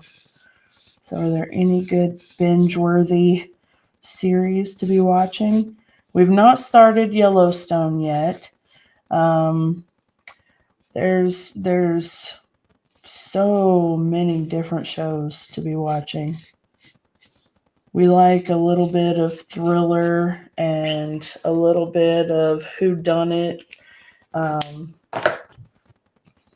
There was one. what was it called? Oh gosh, it was a firefighter movie or firefighter show, but it really wasn't. It started out the first couple of episodes pretty good, but then it got way more drama than anything else, and so Matthew was like, "Yeah, no." From? What is that?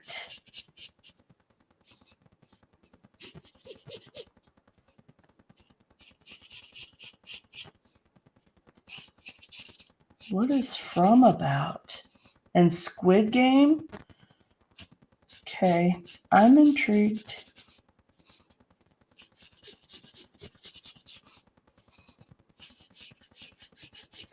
So this is slightly messy, of course, as you can imagine, and it gets on your fingers. So there's that, and it does use up a good bit of your Stampin' Blends markers. So I say to do this lightly with not something that you would do, all the time unless you plan to be buying new markers every little bit, okay? But it's a fun thing to do now and then. All right, let me put these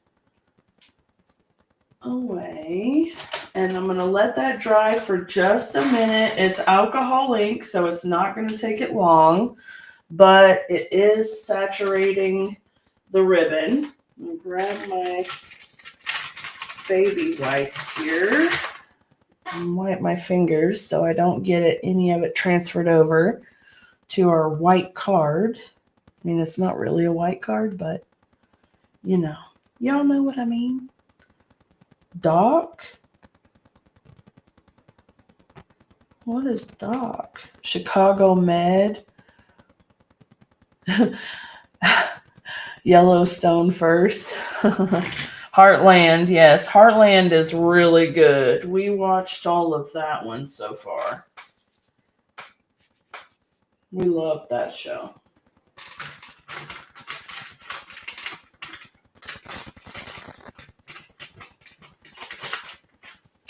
We've started one that is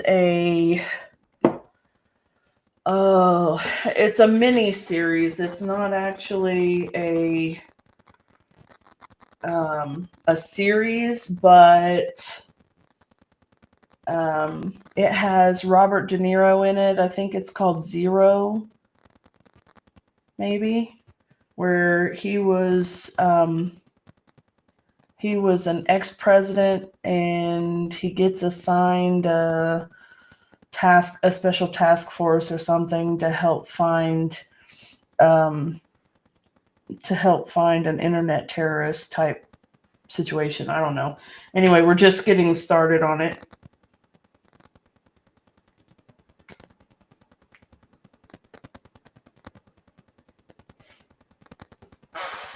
All right.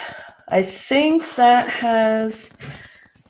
that's had just enough time to dry. You see all of that cool shadow and highlighting in there. I think it's beautiful. I'm just checking to make sure that it actually is dry. We don't want to transfer color to the other spots. Now, this ribbon is an interesting ribbon because when it first came out, it was at Christmas time, and I had taken, I don't know if it was Real Red or Poppy Parade. I think it was Real Red. And I had colored along the inside, leaving the outer edges dry, right? White, because I thought that would be really cool for Christmas ribbon to have the red on the inside and the white fluffy like Santa's hat, right? And it looked absolutely gorgeous. However, after a little bit of time, the red, even after I thought it was dry, the red had still started kind of fading out into the little fringe. So we're not going to worry about that. I think it's just going to give a really nice, interesting look So we'll put this on. And I'm really struggling not to cut the ribbon in half. I really want to. From is a TV show of a group of people that get stuck in a town by oh yeah. Okay. Sorry, folks. From is a TV show of a group of people that get stuck in a town by some force thing. You can't be out too late at night because these monster things come out at night and eat you. I saw I saw the trailer for it or preview, whatever, something. Maybe when I was looking, it's on Netflix, right? Okay, so now I'm just tying my ribbon into a knot. Okay, and that actually looks like regular denim, doesn't it? That's so cool. Yeah, you explained it perfectly, darling. That is wonderful. Yeah. They look like humans and try to get you to come out, or they look like people that you might know. Yeah, so I see. Yeah, trying to lure you out, right? I gotcha. Okay, I'm going to bring that knot just a little farther over. And, oh, it's on HBO Max. Okay, gotcha. I gotcha. All right, so I'm going to put it like that, and I think that is fabulous. Now I can put my dimensionals on now that I know where my ribbon is. Okay.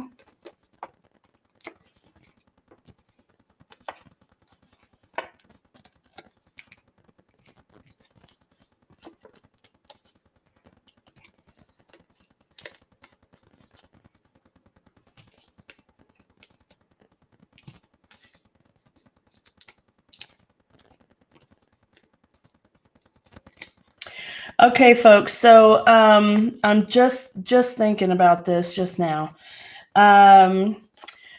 You guys have probably all seen that Facebook is starting to change some of the things regarding their Facebook Live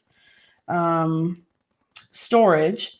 So any Facebook Live video is not going to be staying on Facebook forever anymore, which honestly is not really that big of a deal. It's not a big deal for me at all because I stream directly to Facebook and YouTube collectively. So every live stream video that I have on Facebook is also already on YouTube. Thank goodness for me doing that. But people don't generally watch. They don't generally watch a live stream replay because we're 2 hours into this. We're invested in designing a project. When people watch a replay, they want to be able to just see the tutorial itself, right? So anyway, I'm not too worried about it, but if you are one of my folks who are watching on Facebook Live, or you're watching this on Facebook Replay, and you happen to be one of those few amazing people who watch a 2.5 hour replay, welcome. Thank you so very much for your dedication and commitment to me and my business. I truly appreciate it and hope that you have found it worth your time to come and watch the replay. But that being said, for future reference, if you want to watch my live replays, you'll have to go over to YouTube and watch them there because they will only stay on Facebook for 30 days moving forward. After that, they will be deleted. Okay. That's not me. I'm not doing that. I don't particularly care for change, so I like things to stay the status quo unless it's bad. So I am not changing this. This is strictly Facebook. So it's okay. We'll be all right. All right. I've got my little threads cut. And let me get the backs off of these and get it put on the card. Okay, Squid Game is on Netflix. It's a Korean show. A guy walks up to people who are in desperate need of money.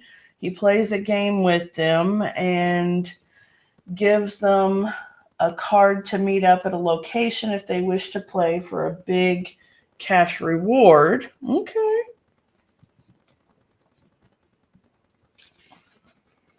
Oh, okay. Thank you, darling. So is Squid Game, is this like a TV show, a game show, or is this does this have a storyline and a plot or something? Is it a game show or a show? Show. A show, the show. Okay. I think I like this. How do you folks feel about it? And this. And we'll trim it down just a bit because even still, it's pretty stinking big.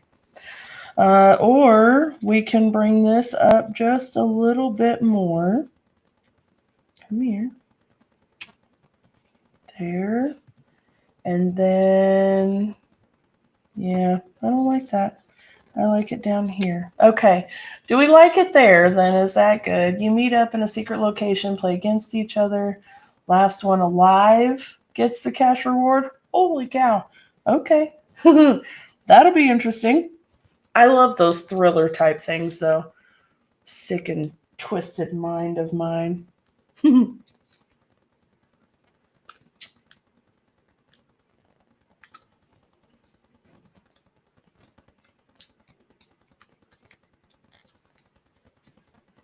Okay. Do you find it interesting how it is that generally women are the ones that have these really dark and demented minds? As I'm saying this, everyone who doesn't know me in person is going, I'm never going to any of her things ever. I live out in the country too, and it's really dark out here.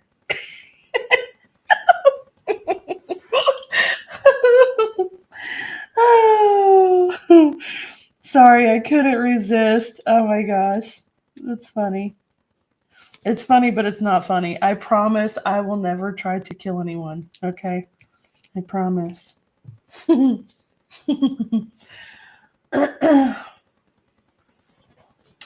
Okay, now then, we have our sentiment here, and already I know it's pretty big, so we've got to trim it down just a bit. I'm going to do that, and I think actually that just cutting it straight, I think will be pretty, don't you? I think that doing a straight edge, okay, or a slight little slant right here or right here. So, are we doing a straight edge or are we doing a little bit of a slant edge? And either way, I'm going to trim this down just a tiny bit because we don't need that much. Okay, so are we going to leave it a straight edge or do we want to maybe cut it at a little bit of a slant? Okay, comment and let me know.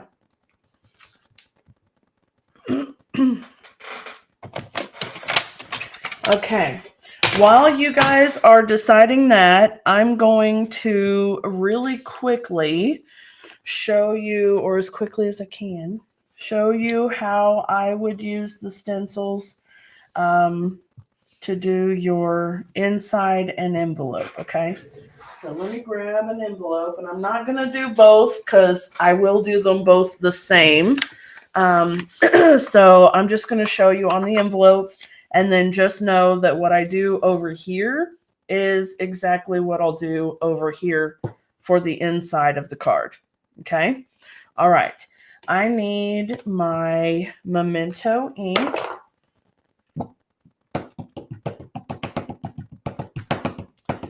You can hear me tap, tap, tap, tap, tap. All right. We're good. It's all good. Okay. There.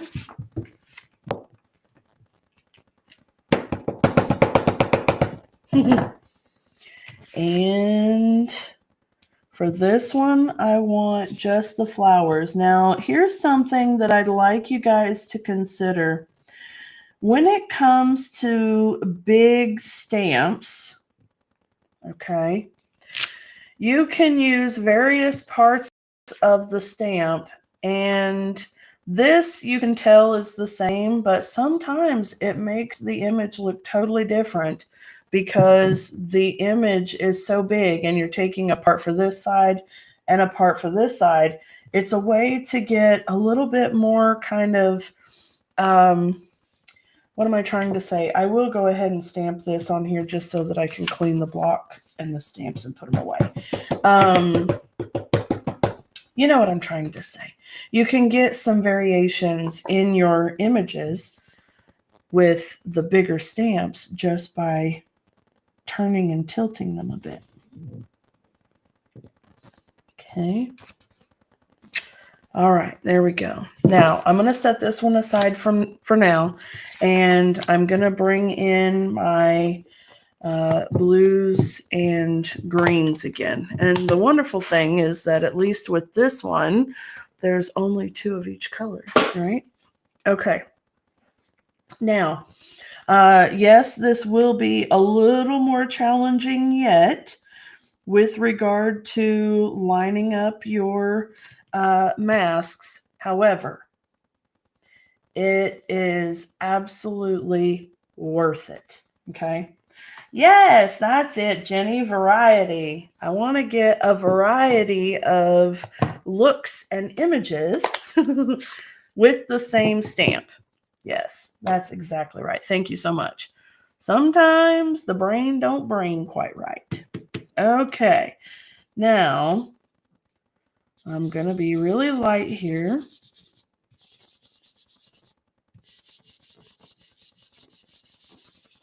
Okay. Just like we did with the flower itself.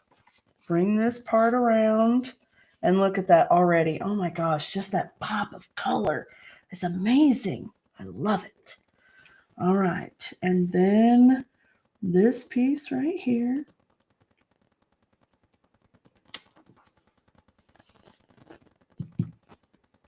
Okay. I got to turn the whole thing because I got to be able to hold more of the stencil. There we go. Otherwise, it'll go zipping right out from under me.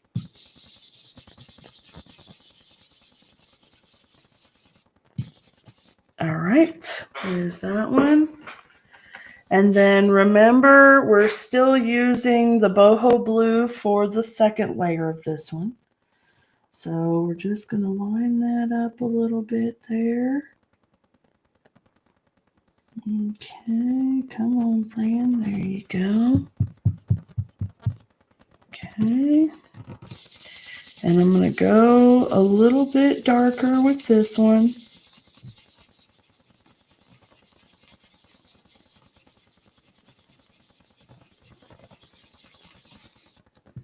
All right. And then bring it around and do the same thing here. Once you've played with the stencil a little bit, I am finding that it's a little bit easier to line up. You know, you're getting the hang of the stencil. Of course, as I say that, it's going to be contrary, but you know, whatever. Such as it is. All right.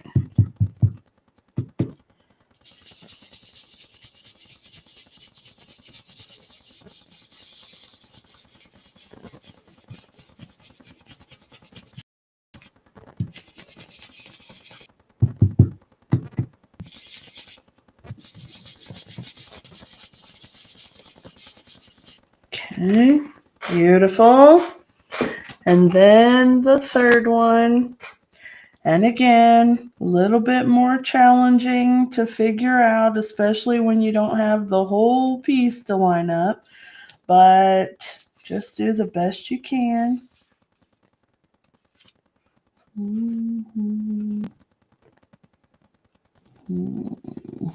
Yeah, no, this one's actually a little more difficult. All right, so that's got to go there. And that's got to go there for sure. There we go. And a little bit of a twist. No. No, right there on the edge. Holy cheese balls. Okay, there we go.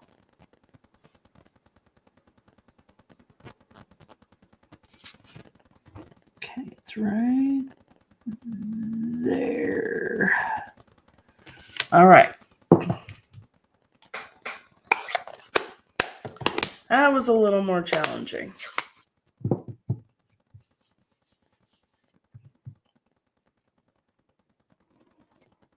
All right. There we go.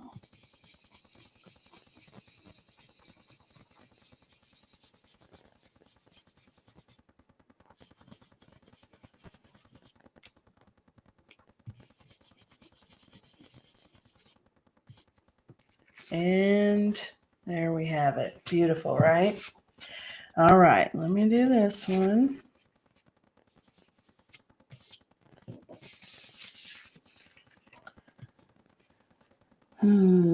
Doing it upside down, so much worse.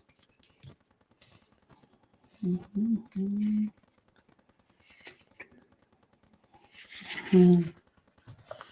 my goodness.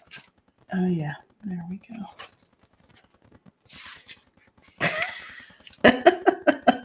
All right. Goodness gracious. Here we go. I'll give it a hot second before I go. Okay, we'll forget about that one for just now.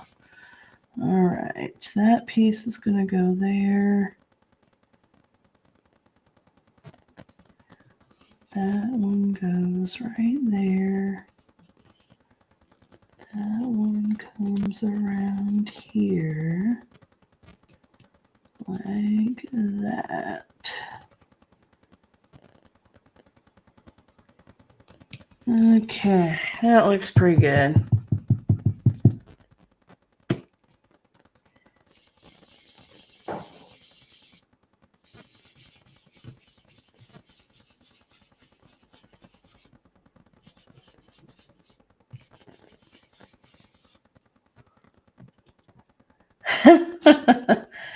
You know, it's really not difficult to do. It's just, you know, and actually the coloring is really relaxing, so it's okay. All right. Now, again, with the green, much quicker. Let's take that piece and put it on here. Okay. And of course, you know me too, being really, really obsessive about all of it. Find all the little lines exactly. So, you know, if you were to just go over it loosely, it would take no time at all and it'd be very, very pretty. All right, here we go. But if you slide it, we'll see how much damage I did. Okay, there we go. Don't slide, darn it. There we go. All right. Yeah, just a tiny bit, not too bad. Nobody's going to notice. You wouldn't even notice if I hadn't pointed it out, right? All right. And then right here, believe it or not, is a tiny little spot. And I'm not even going to worry about going over that with the Mossy Meadow. I'm just going to put just enough there to show the green. Okay. And then Mossy Meadow. And this card is actually very, very pretty. I am loving it. I hope you guys are too. So many of you are still on here. Thank you so much for staying. All right.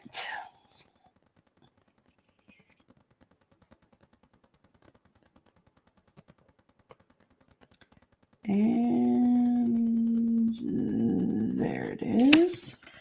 Okay.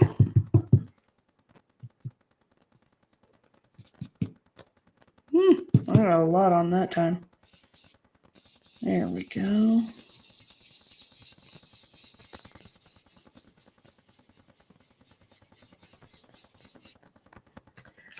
All right. There we have it. Okay. So there is our gorgeous envelope. Now imagine too, if you didn't want to necessarily worry about the greenery, you could finagle the flowers themselves and do a whole border, right? Maybe do a border around this way and then a border around this way. Wouldn't that be gorgeous? Doing a little bit here on the bottom as well. I mean, you could really go crazy with that kind of thing, right? Okay. We decided to keep this straight, so I'm going to trim just a teeny little edge of that off so that it matches the same as the other side.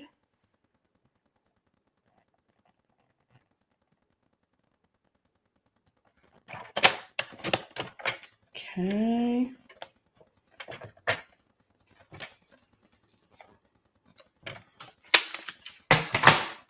And then we're going to pop it up on dimensionals as well, and it's just going to sit right there. So it can hang off the edge of this one. It just needs to stay contained within this edge, right? Okay.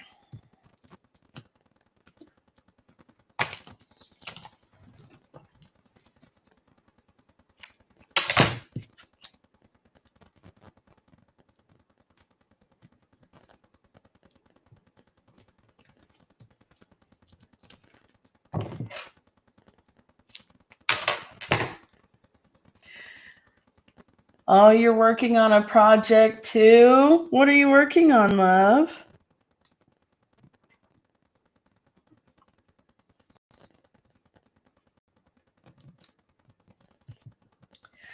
I'm trying to not add dimensionals all the way to the edge because I know it's going to overlap here just a little bit, but I also don't want it to sag. So I'm going to put just one more set of dimensionals right there.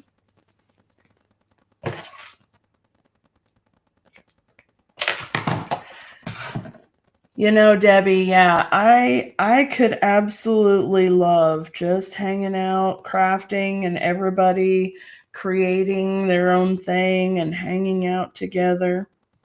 I think it would be so much fun to do like a craft and chat thing, right? And then we could all see each other's projects and all kinds of cool things.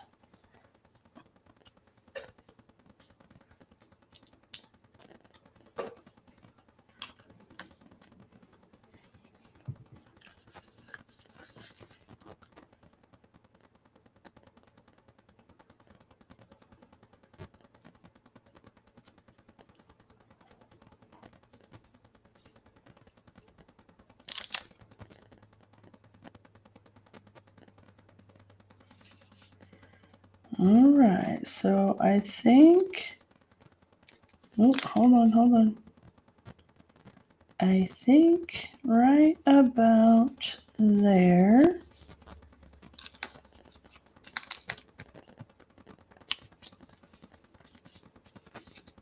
is what I want. So I think that looks good.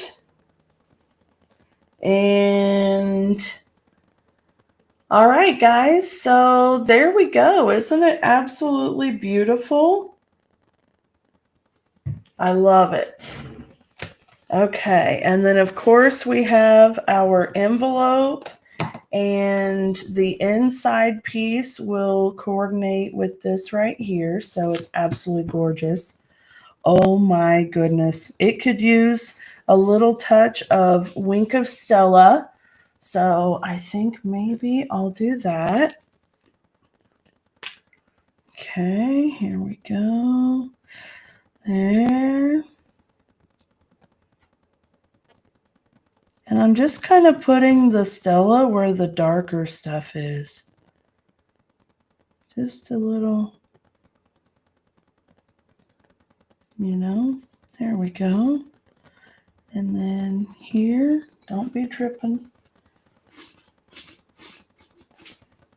Sometimes Stella gets away from you. I'm not squeezing. I never squeeze the bottle, but sometimes she just gets excited and wants to go wherever she wants to go. And it's all well and good if it's just little bits, but sometimes it comes out in puddles. So we don't really want that. We just want a little bit. There we go. That's nice. I like it. Okay, folks, there you have it. A beautiful card. You can see the shimmer. Woo-hoo-hoo. I love it. Okay, and then I will do this one later. Actually, I'll do it when we get off the live so I can put it in there and not forget about it. All right, guys, let me turn my camera around here right quick. All right, there we are. Thank you guys so much for hanging out with me this evening. It was so much fun creating a project with you. I hope that you enjoyed the project. I hope you guys really enjoyed the Thankful Garden. That is my husband calling. Hold on just a second, folks. Hold on. You get to be a part of my call.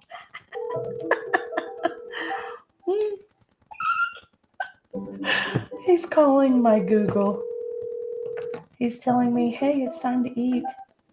Hey, make that thing stop talking. I'm on my live still.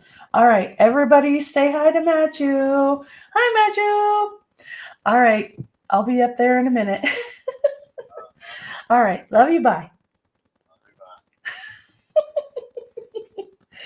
Oh my goodness, y'all. All right. So anyway, Thankful Garden, Stamp and Die, and Decorative Mask Bundle. So it'll be the Thankful Garden bundle. It'll have all of the things in the bundle.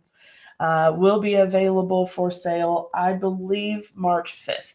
Maybe the 3rd, but I think it's the 5th. Okay. All right, folks. I hope you had a wonderful time. I really enjoyed having you guys here with me, doing the crafting thing, visiting. It's what makes all of this so much fun. So I really appreciate you all. All right, folks. Have a wonderful, wonderful rest of your day. Have a fabulous weekend. And I will see you again next Thursday. Okay. All right.